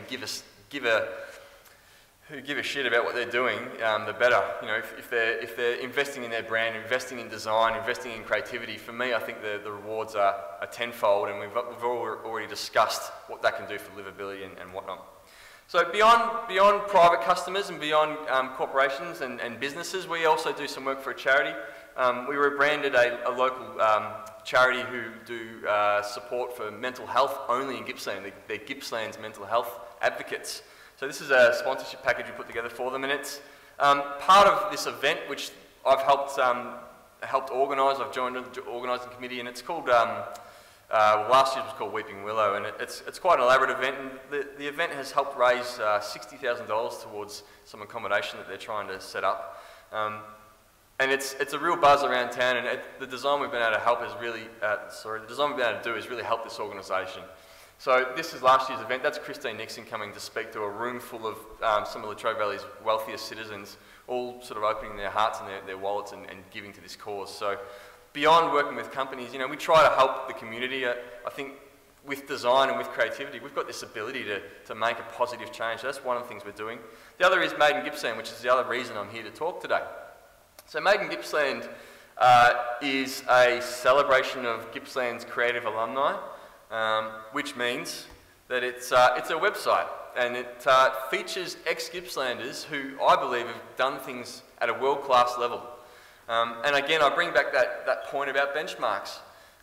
Yesterday I was at an event with 32 Year 8 boys, and we were asking them, you know, what do you want to be when you get older? And it's either I'll probably take up a trade, or I love football, I think I'll play football. Now that was the case in probably 9 out of 10 of the answers. And for me, I said to some of these boys in these conversations, I said, well, you know, who likes drawing? Do you like photography? Have you guys ever had a go at playing computer games? And they're like, yeah, they're all saying yes. And I said, had you ever thought that maybe you could design a computer game or write the music or, you know, perhaps do photography for a living? And they all shy away. And I said, have you been scared to admit it maybe? And then, you know, you start getting the nods. When they're in a circle of 5 or 10 blokes who all play football, they're a bit scared to say that actually I like ballet. Or, you know, I'm not sure if I want to do football for a career, I might become a photographer. So the idea of benchmarks applies not only to businesses, but also to the wider community and to the kids sort of deciding what their careers are going to be, just to show them that there's these other careers out there which are very rewarding, great for your spirit, but also, you know, good for the community. So on this site, you know, we interview people, we try to get a mugshot of what they look like, so there's a bit of sense of familiarity. We interview them and we ask them a range of questions, things like, you know, how did you get into what you're doing? How did you live when you were in Latrobe Valley or Gippsland? What kind of things inspired you to get into that career from your life in Gippsland? And we even do things like listing what schools they went to and what town they grew up in, because I think, you know, for some kid who goes to St Vincent's Primary School in Morwell, to see that you know, one of their ex-alumni has gone on to dance for royalty for, you know, and in Russian premieres in Moscow. I think that can be a bit of an empowering course of action if they decide, you know, that it's possible, and it certainly is. So, creative is a big word, and for me, I'm casting a wide net, because I just want anyone who's done something amazing, and I'm leaving it open to interpretation. Architects, fashion designers, writers, graphic designers, chefs, you know, people in advertising. I've even had a guy who was an event designer who works for the royal family in Dubai, and he's literally on the hotline. They called him up one time and they said, dude, we need an airport off the mainland in 6 weeks, can you make it? And he did it. So, you know, this is a guy from Traralgon who failed his VCE, got told he was never going to amount to anything, and now he's operating a multi-million-dollar account. So, you know, I want to leave it broad, but I want to make it creative focused, because I think, like we've said earlier, there's a lot of avenues for sports to get recognised, and certainly a lot of money goes into sport because people get it. People don't necessarily get the creative industries. They don't really understand it, so they kind of, they just say, oh yeah, that's nice, but they don't necessarily support their kids in doing it. So by showing these people that these are careers and they're viable and they're rewarding, and that you can live a great, happy, wealthy life doing these things, I really hope to change some perceptions. Yes. So some examples. John Pettigrew was the guy I went to VCE, went to high school with. He failed his VCE. He didn't get the score he wanted to become a journalist.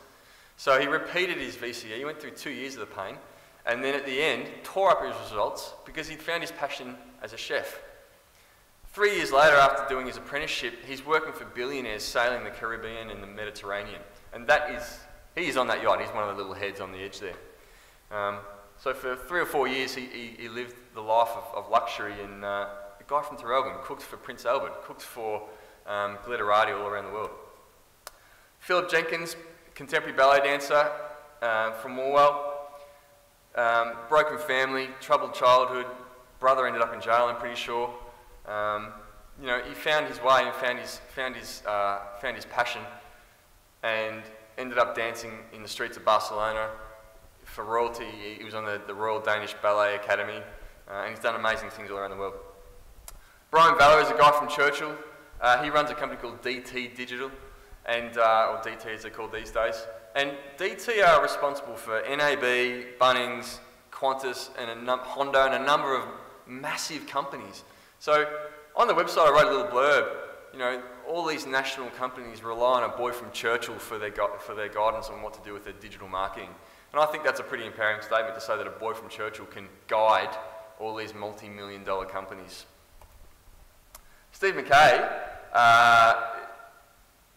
who's the gentleman there on the shot, has sold the world's highest selling guitar book. That's 1.3 million copies of that book he's sold, which is massive, and he's a guy from Gippsland. Finally, another friend of mine, Daniel Raymer, is an audio engineer and a producer. He's done a remix for Björk. He produced Spanish Sahara for the Foals, who are a fairly well-known independent band, and he's now living in Stockholm and producing these records. So that's just an example of the kind of people that we're getting to feature on this site, and I've got a whole list more to come. They're very impressive stories, and I think they're very inspiring, and I think for kids who aren't sure if they want to get into music or they want to get into design, these are the kind of things that I hope will go, hang on, this is possible, and a guy from my backyard did it. For me, it's about offering them a chance to search for their vocation, because in their mind, they might like playing computer games, or they might like writing a story or taking the occasional camera with their digital quick pick or whatever it is. But when it comes time for a search for their vocation, they think, no, I'll just get a trade. Or they think, no, I'll just become an accountant like my dad. Whereas potentially a project like this can say to them, look, you know, there's other jobs out there, other people from your town or your street have done it, you can do it too. So the result is a bit of guidance and a bit of direction, because there's not a lot of it in Gippsland or the Latrobe Valley helping people find those kind of careers. So I pull up the keywords in conclusion.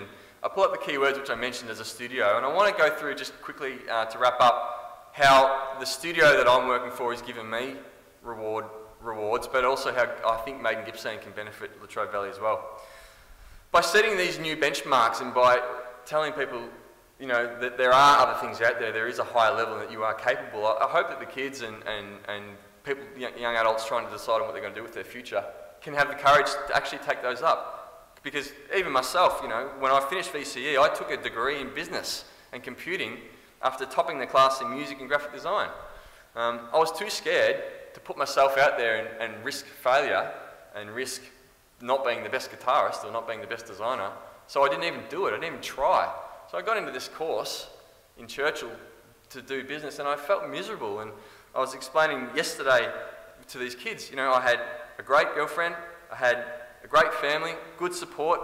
I got 5th best score in the high school for my VCE. I topped the class in 3 of my subjects. I was perfectly geared to go on and kick some ass in uni, but I got into uni and I felt miserable, and probably the lowest I've ever felt.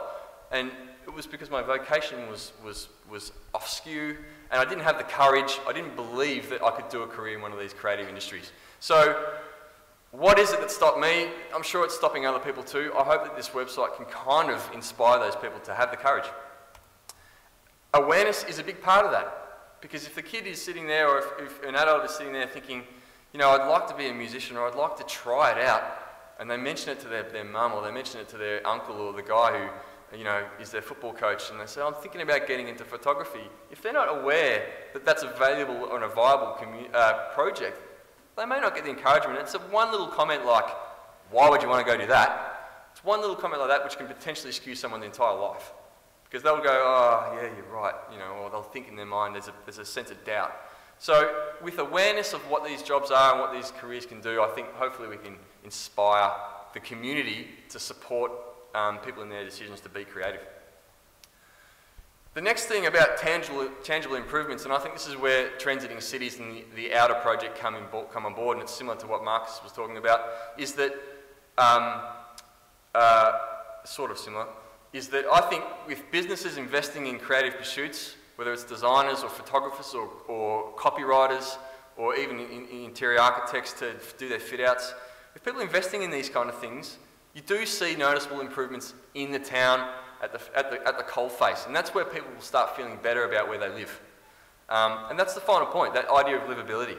And I think, you know, if we want to create transiting cities and new economies, then we have to get it out to the people and speak in their voice so that they understand it in a way that they'll see the benefits.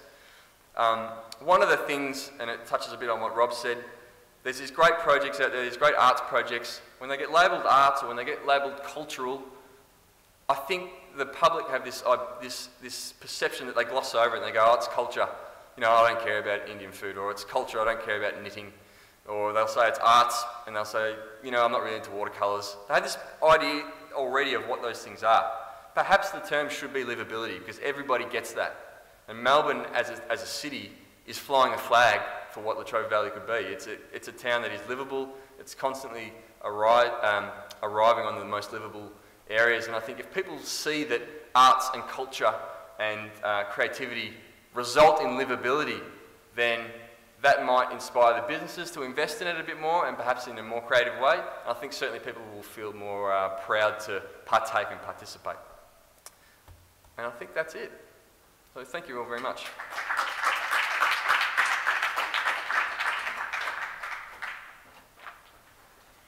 All right, thanks, John.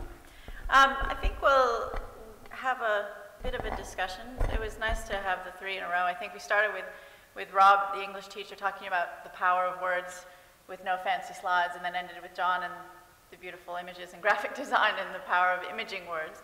And I think in some ways Marcus's framework for Renew Newcastle and Renew Australia probably pick up on both of the power of those things. Maybe I'll invite the three speakers to sit up at the table, and I can start that discussion. I think we have about 20 minutes or so, 20, 30 minutes maybe.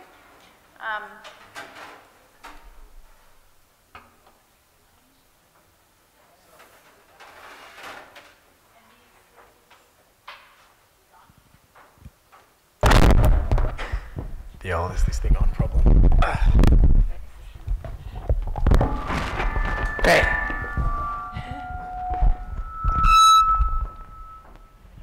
Okay. I'll start with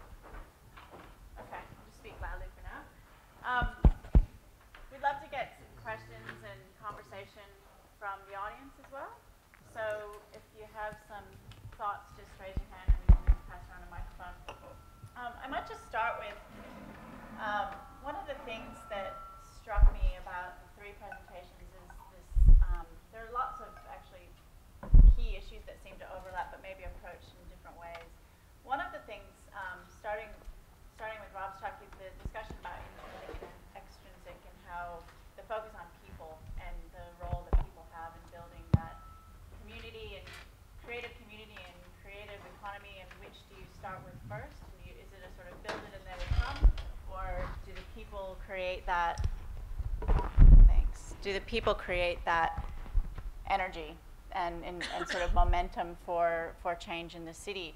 So I guess in the case of Latrobe City, in the case of Newcastle, that is the trigger for that comes from different sorts of things that are already there. Could you maybe talk about how you see that process? It seems to me a bit of a sort of chicken and egg. Like, do you try to bring people? It is absolutely that, and I guess because part of I'm working in that government environment, which is about being activating.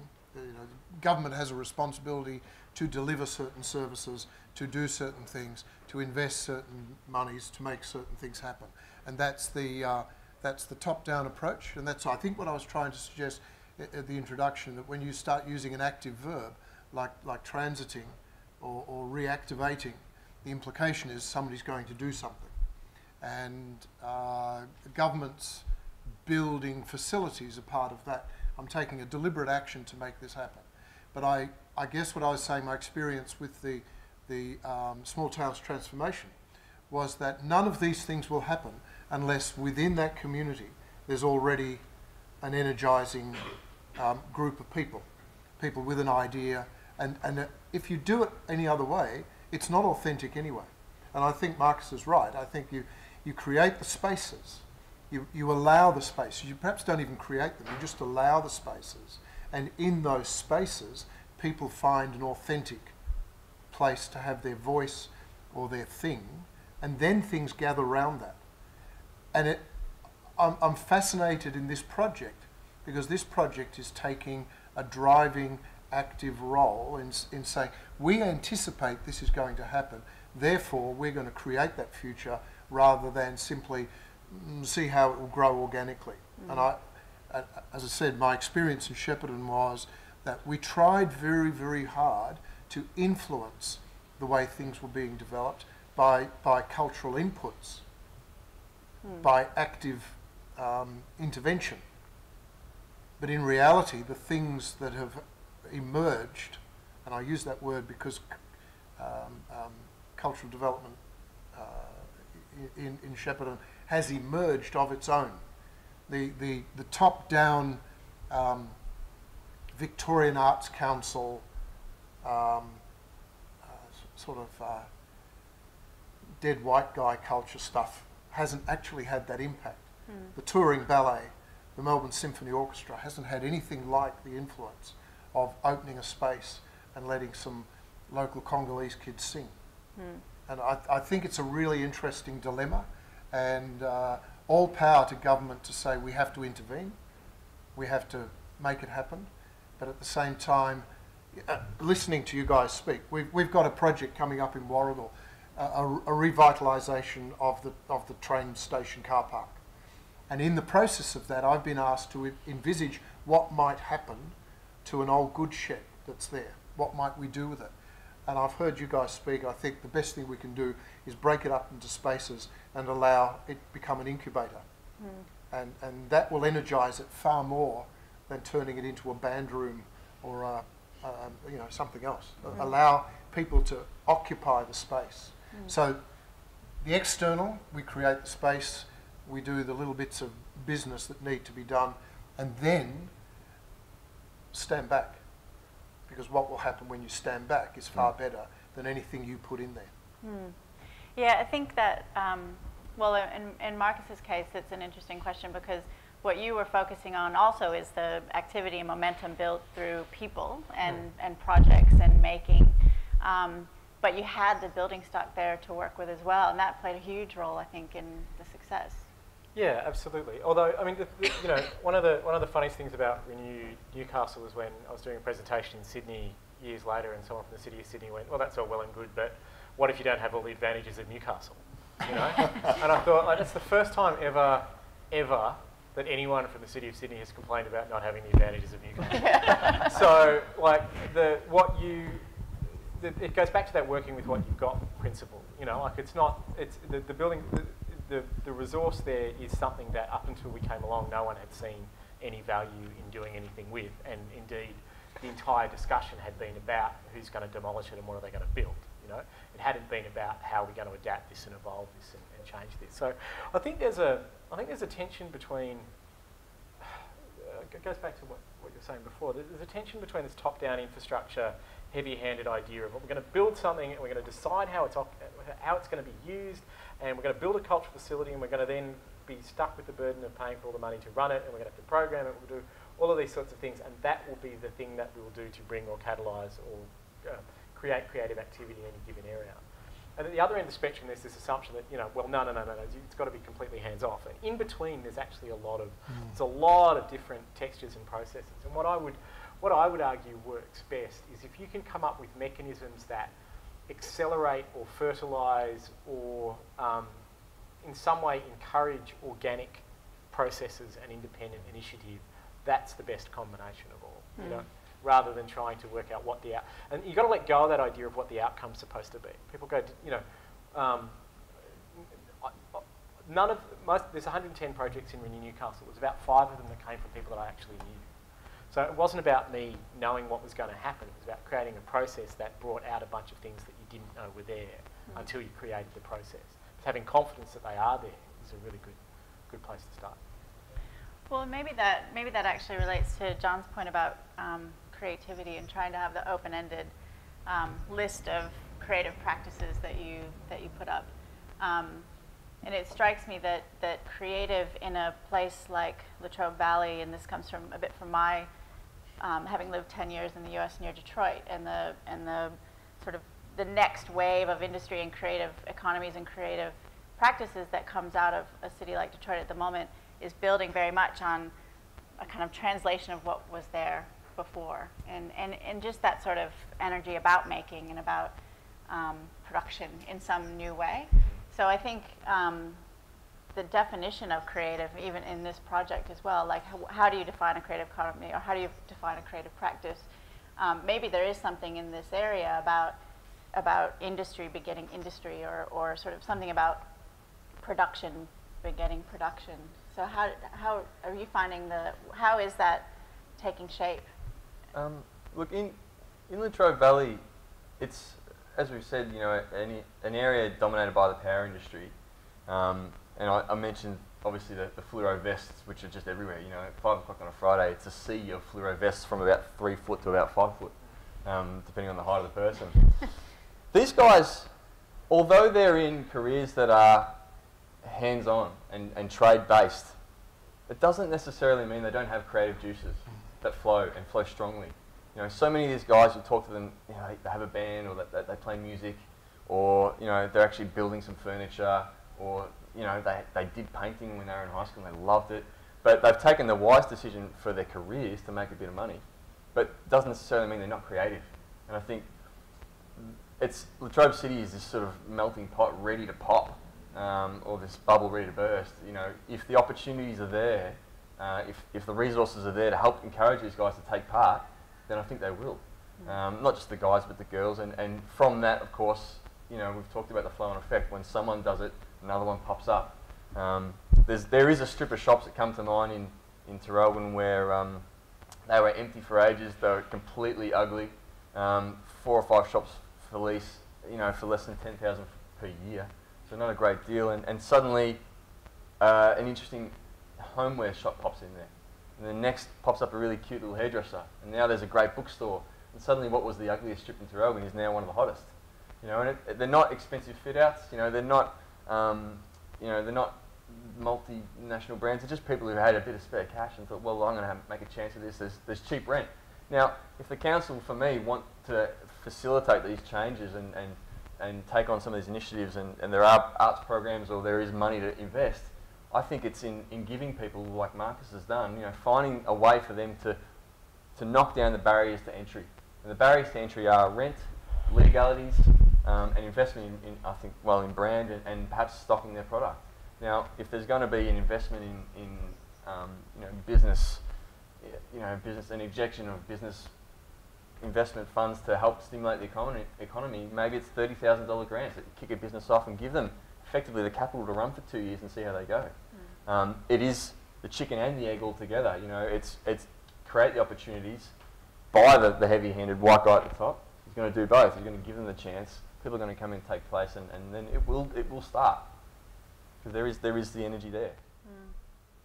There seems to be too something overlapping in the ideas and the projects about financing and money and funding, and where does that come from, and how much do you need? Is it a huge bundle of cash that you need to get something going, or and this relates to, I think, to the next phase of this whole project, which is, you know, how can you do the most with the least amount, and where? But even still, where does that money come from, and where does the support come from? I think so. In the case, do any of you, I suppose, want to speak about that in terms of how do you find who are the best sorts of sources, or do you have to rely on certain government or private? One comment I'd like to make on that, I think, is, you know, in the councils, and Latrobe City Council may cop a lot of flack, but I think it is a fairly forward-thinking council. They get given budgets, they get given projects, and they're not sure how to do it. They know what the end result is, and they know what they're asked of them, but they're not sure how to make that happen. I think there is money there to invest. I don't think coming across the money is the hardest thing. It's the creative problem solving of the people who tasked with the challenge to go, well, how do we get the money there? What do we best do with it?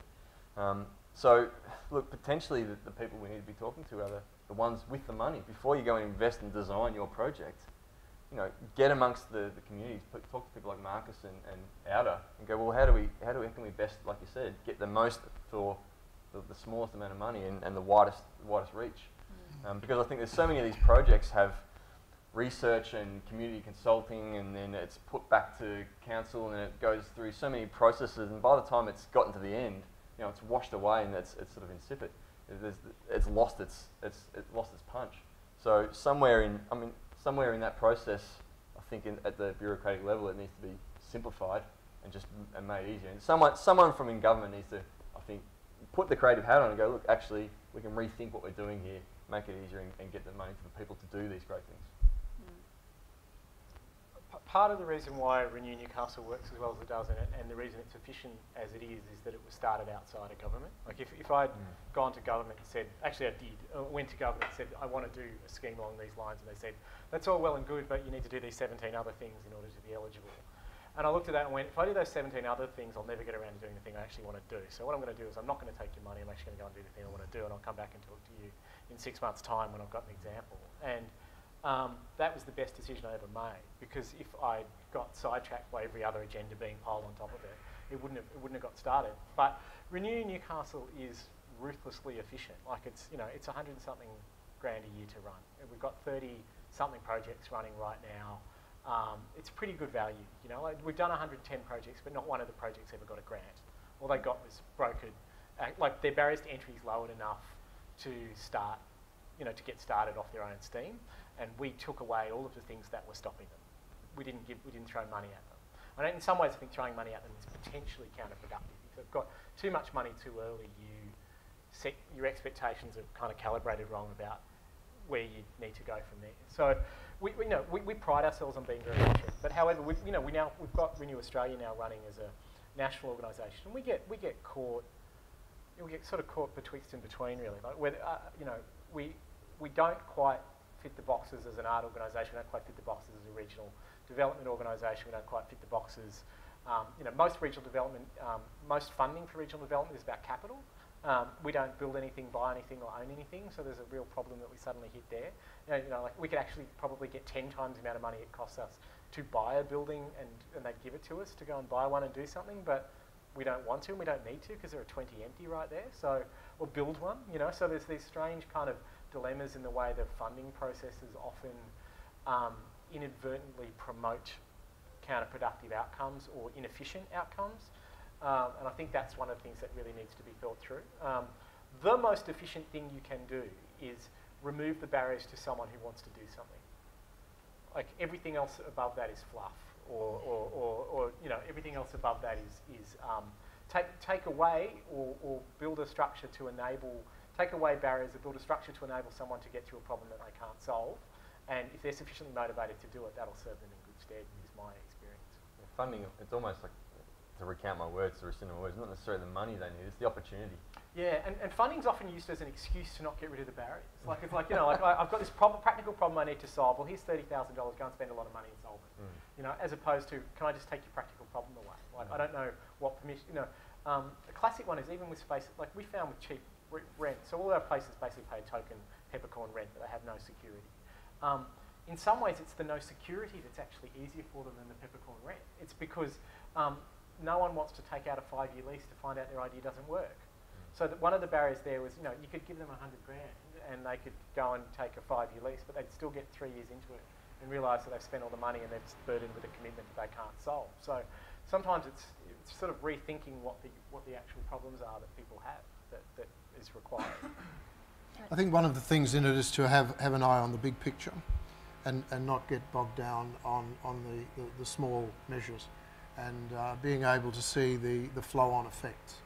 And the return on investment is often a much more important thing to look at in that picture, rather than what is the investment, what do I get back for it, what do we get back for it. And look, I'm unashamed that if the people who've got the money want this result, well, that's why we're doing it. And we can structure the measures to meet that. Doesn't mean what we do is any different. As I said with the arts programs, I found that you can deliver a really strong arts program, and if the people who are funding it want tourism and visitation, you can find the measures that prove that. And if the people want social equity and access, you can find the measures. You don't actually have to change the program you're delivering.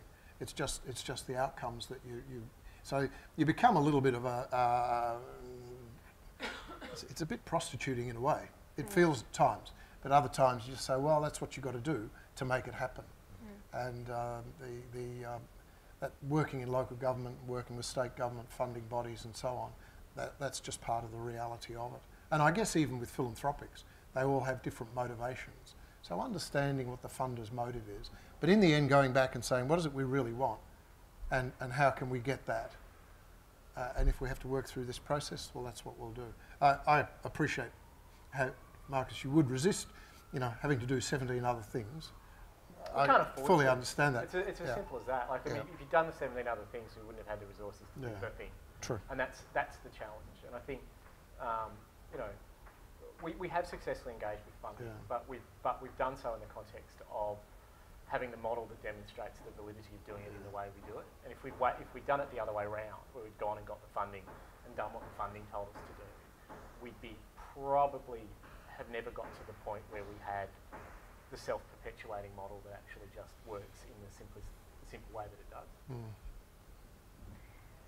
One other question, I think, to the three of you has to do, I think, with how do you measure success in these projects, where you had mentioned, Rob, in the beginning about a resistance to change from people in a small community, that you don't want it to change drastically so that everything is more congested or more expensive or whatever the effects might be, and resistance to change. And I think where there's a sort of problem, if you will, and a lot of the projects are trying to generate change and maybe not solve a problem, but find ways of rethinking, reactivating, reinvigorating an economy, and that necessarily changes the culture of a place to some degree. So there's that risk, I suppose, but within that is a question about success. What is success then? If it's not, how do you measure that, and how do you set the goals maybe in small ways to figure out when is enough and when is too much? I like to see that appetite for change, that the resilience, the flexibility, the adaptability, the understanding that doing it differently is not necessarily a bad thing, that I will give up, the tried and true without losing my heritage. And that, to me, is the sign of a healthy community. The unhealthy community is the community that will not face up to the inevitables that are occurring. And as I say, I always believe that one of the major roles the arts has to play, and that's capital A and small a, is giving people capacity to understand that there are other ways of solving problems, there are other ways of seeing things that might be equally valid, and they can exist side by side. One doesn't have to replace the other. One doesn't threaten the other. The resistance to change that I perceive in my community is the fear that something will be lost, not the fear that something will complement what they already have. And I see the local paper, on the one hand, people bemoan the fact that there's not a large shopping centre, and on the other hand, they want to keep the shopping strip and the boutique shops, and they can't see that one, in a way, it's a real challenge that you've got to deal with those. Every question at every community consultation that I've attended has begun with something like, well, I've lived here for 40 years and, I've lived here all my life, and it's just, and where are the people under 30 at this community consultation? They're not there. Under 50. I'm 60 and I bring down the average age of the consultation. I want to raise that point again about awareness. And I think that, people are scared of things they don't understand. And if they don't understand it, they're never going to want to embrace it. Like you've said, Rob, it's not necessarily about taking away what they've got, it's about complementing it. Yeah. If they understand that these things are good, if there is an awareness of what the benefits are going to be, then I don't think there'll be any resistance. And again, it comes back to the designers. It's the communication of what's happening. You've got to tell them that message in a way that they are comfortable to receive it. If you come in with language and words and images and things which go over their head, they're going to be threatened. They've got to be spoken to in a way that they will understand and totally get behind the benefits. A little bit. I mean, just on community consultation, we've never done any. We wouldn't have got started if we'd done community consultation. We'd still be doing it. Because it's not, part of the way I think about it is that it's not about us creating a framework that, partially because it wasn't initially publicly funded, I guess. We didn't need to justify ourselves by doing that. But it's not about creating a framework where you get a consensus on what everyone else thinks someone else should do. It's about creating a framework where lots of people are able to act on their own initiative for what they want to do. And that's a very different question to me going to a community and saying, what do you all think should happen here? I go to the extent we go out to the community, we go out and say, what do you want to do here? Please send us your proposals and we'll help. And that's a really different question than this. You don't invite the self-defeating discussion about everyone trying to block someone else's idea of what something should be. In terms of what success, I mean, success is, you can measure it in, sheer number of projects you've done. You can measure it in viable businesses. You can measure it in jobs. We can measure it in a whole bunch of other things. You can also just measure it in, there's these little microcosms of like people's stories. So one of our projects was a sound art gallery. It was in an old, it had been a men's clothing store. I'm standing out the front. This older lady comes up to me, and taps me on the shoulder and says, "You responsible for this?" And I thought, oh God, I'm in trouble, because sound art gallery is not the most accessible thing in the world, and it's a bit alienating for the older residents of Newcastle. And I said, well, like not directly, like I didn't, like it's not my sound art, why, and she said, oh no, I just wanted to say thank you because I've walked past this shop every day. It used to be a men's clothing store. Her late husband had bought the suit he wore to their wedding there. She said, every time I walked past the shop and saw it empty, it just made me really sad. And I'm so pleased to see people in there and using it. And I thought, like that is almost a perfect microcosm, really. Because if you'd asked her what she wanted, she would never have said a sound art gallery. She would never even put it on the range of possibilities of things that could or should have been there. But she was very happy and excited to see people engaged in using it. And she'd been, our office was in an old church where she'd been a parishioner, and again, I was really nervous about her coming over because it's not very churchy anymore. We probably defiled everything that she ever cared about. And I thought we're going to be a lot of, but she said, I want to come around. She brought us a clipping from the paper about the day the church had closed down, which was, 3-4 years before.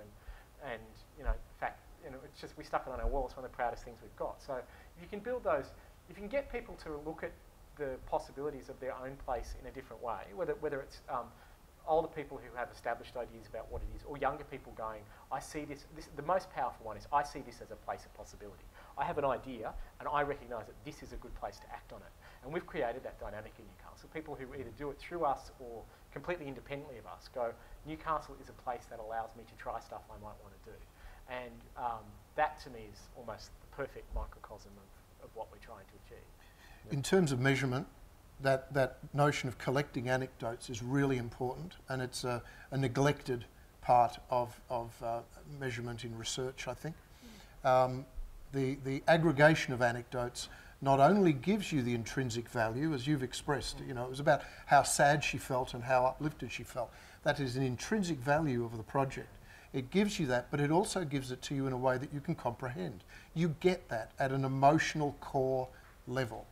And I think we've got to get back to that idea of allowing anecdotal evidence to be valid and valuable, not, oh, well, that's only anecdotal evidence and therefore we put it aside and we want some kind of quantitative aggregation of numbers coming through the door and number of lines they read in a scan or whatever. When we took over the David Jones building, and it was such an iconic building in the city and people had been so depressed for so long, it had been empty, and just this outpouring of enthusiasm. People used to work there coming in just to look at it again, and people who, it cost us, we did that on the absolute cheap, $15,000 to reactivate that building, which is, you couldn't have got a consultant to tell you what to do for that, And so, able to do it very cheaply, very effectively. Lots of interest in the community, lots of interest in the media, but lots of people coming in to tell us their stories about their history of that building and why it meant something for them. And I love it when that happens. Not to mention, on the flip side, the people that are in there, starting businesses, growing businesses and doing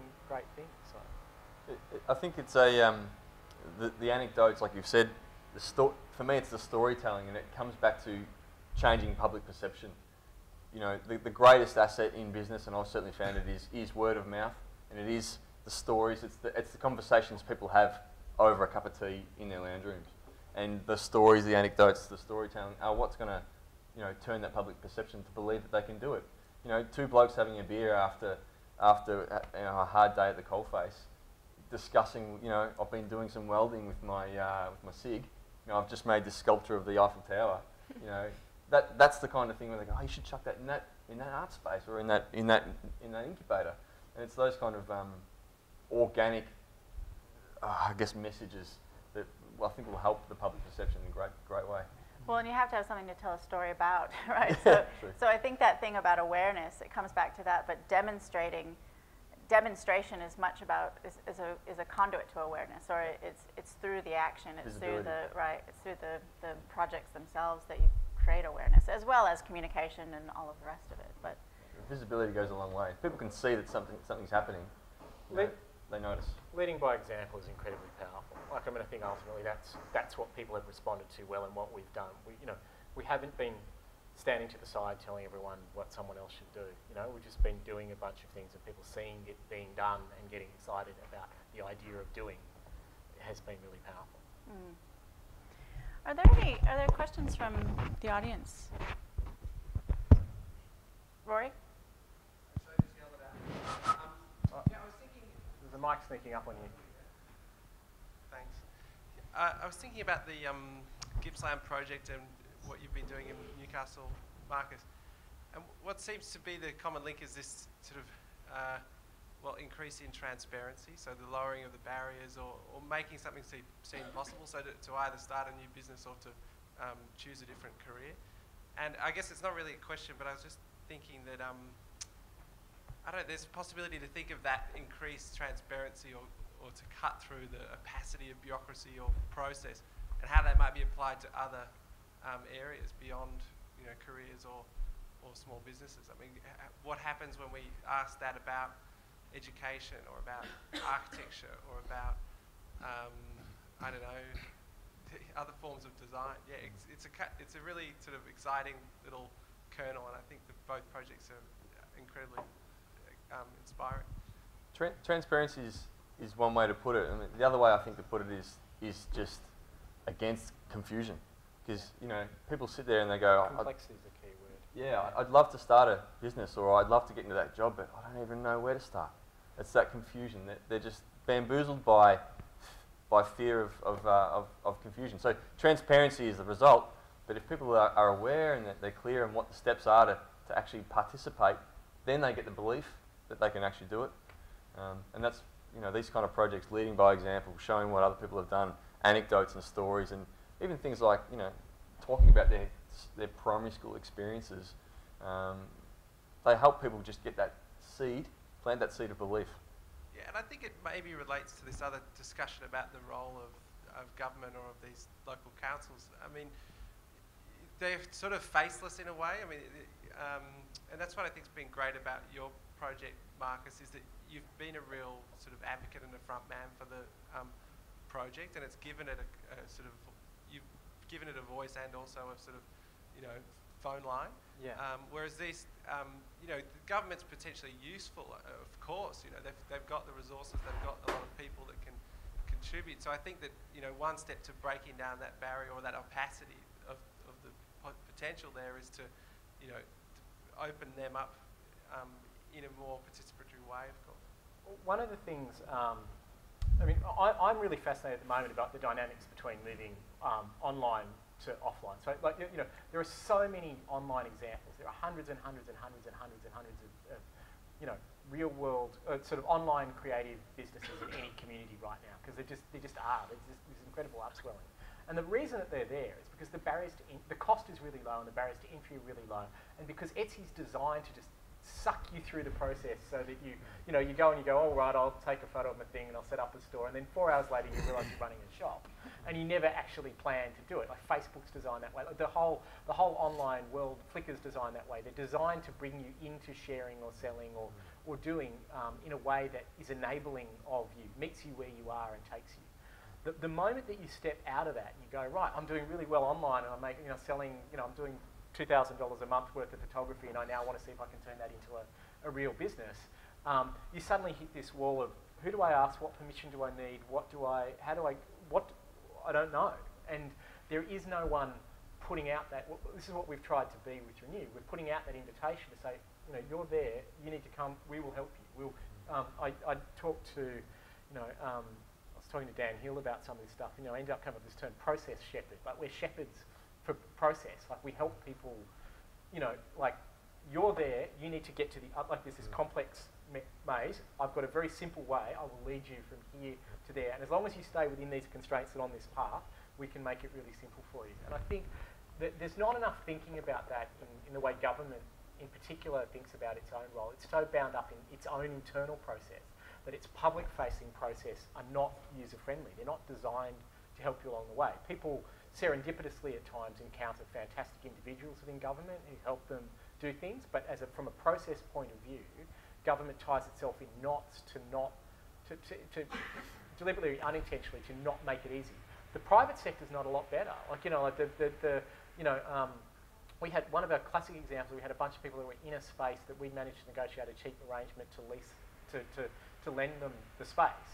They all wanted to sign a commercial lease, but there were 5 of them, right? And the only way the company could work out to do a commercial lease was 5 times their internal legal fees, because there need to be 5 agreements, which meant it's going to cost $20,000 to get the paperwork done, you know?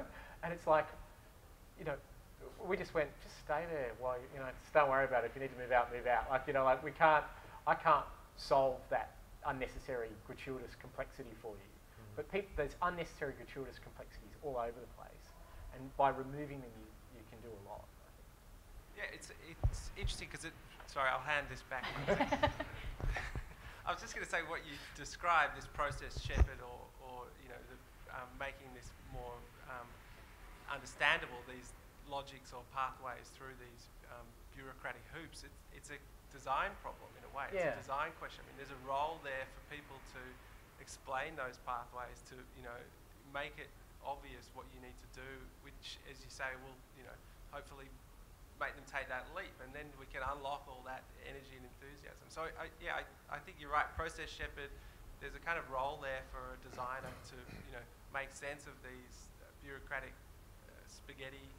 Another basic, and to just reveal it. Yeah. Another basic question is, no one ever tells you what you can do. So you get this responsive system where you go, can I do this? And they go, no.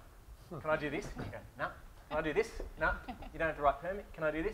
No, sorry, not zoned for that. Can I do this? You know, and it's like playing, like, you know, 20 questions, or, you know, trying to, you know, what's the blind man and an elephant, trying to feel, you know, work out what the heck it is. Whereas we take a bunch of space and go, right, here's 20 things that, you know, we know you can do here without having to ask permission. Let's go and find someone that wants to do that.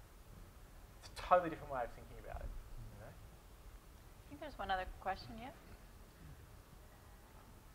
I've heard the metaphor of hardware and software used to describe Renew Newcastle before, and I think you all have in common a sort of celebration of the soft process bottom-up, and demonstrating the success of that approach.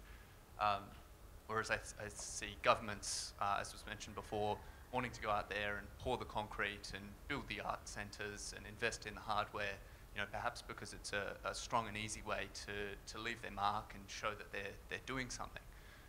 And I guess I can see that trend continuing. So I wonder if in your experiences, whether you've seen that that hardware approach can fit in to the softer bottom-up stuff, whether there's any good examples of you know, going out and spending a few $1 million on a building or something like that, and whether that feeds in, or whether, you know, we need our governments to start shifting their thinking away from the concrete.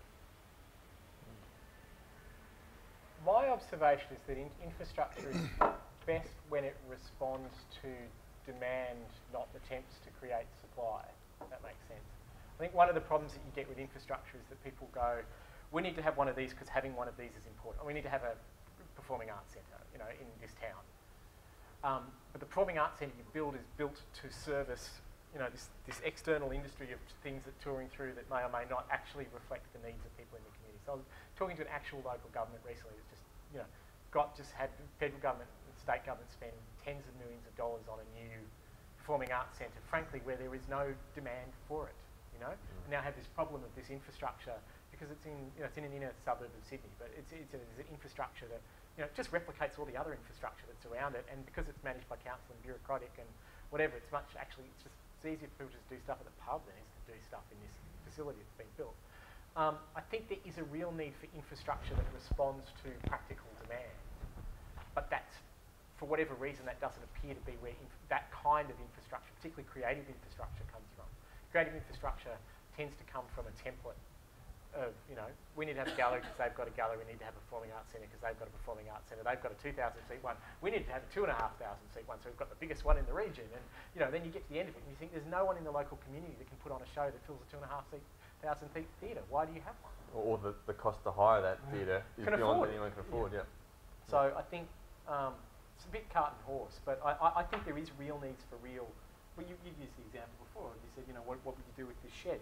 Carve it up, create the kind of infrastructure that people in the community will respond to and utilise, and build it in a way that reflects the realities of what their costs and needs are, as opposed to starting out here somewhere. The answer to your question, I think, plainly and bluntly, is yes. There is definitely room for that investment in hard infrastructure to work.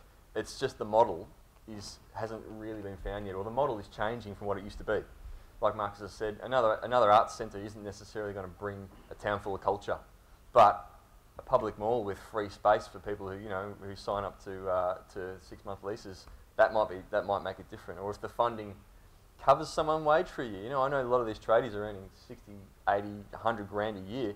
They're never going to want to quit that job just to weld sculptures. But if the funding can replace their income and go, look, here's an opportunity, we're going to back you. The free rent is there. We're going to cover your wage, kick it off, give it a try. I mean, people, I think, will take it up. So it's probably a bit of both, changing the model from what people know to something which, is untested and untried. And that's where the creative thinking comes from, trying new things. Renew Newcastle is a perfect example where it's worked in terms of existing shops. So why can't we try that with new shops or new developments? To put the performing arts centres into context, I guess, because I am the chair of the association in Victoria. No local government in Victoria would build a performing arts centre unless there was a community demand for it, because the councillors responsible wouldn't be elected in the first place or ever re-elected if they did it without. That's not to say that they represent the needs of the entire community. I think what we've seen shift in the sphere in which I work is that rather than the Performing Arts Centre being a be-all and end-all as a stage for touring productions, they're more and more diverse in their use. They embrace local creativity. They are becoming more and more a seedbed for local production and creation, which has that relevance. I defend the need to have a window, and I describe the Arts Centre as a window that enables the local community to share a view of the world which other Australians have. And if they don't have that window, they're closed from that cultural view. And the only other view they then have is an electronic one that sits at home, which, as we all know, is very narrowly controlled. So this is a much more free and democratic window.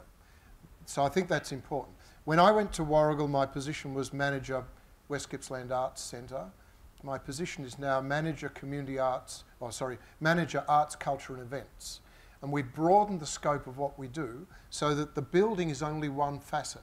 It's only one part, and what we do in the building is more diverse than just opening the stage for touring professional productions. Therefore, I think it's a good use of infrastructure and a good use of council money. I wouldn't like to think that we had to wait for the community, massive community demand, and then we do something, because then we'll only supply those places that are already demonstrating an attachment to that particular form of art. I think there's an important role for leading, not just following or responding to, when you talk about the bureaucracy of local government, you've got to remember that councillors operate in a massive risk-averse manner. They're so afraid of not being elected next time that they'll almost do nothing rather than lead their communities where the community doesn't necessarily want to go. Can I pick up on one other thing, the word risk?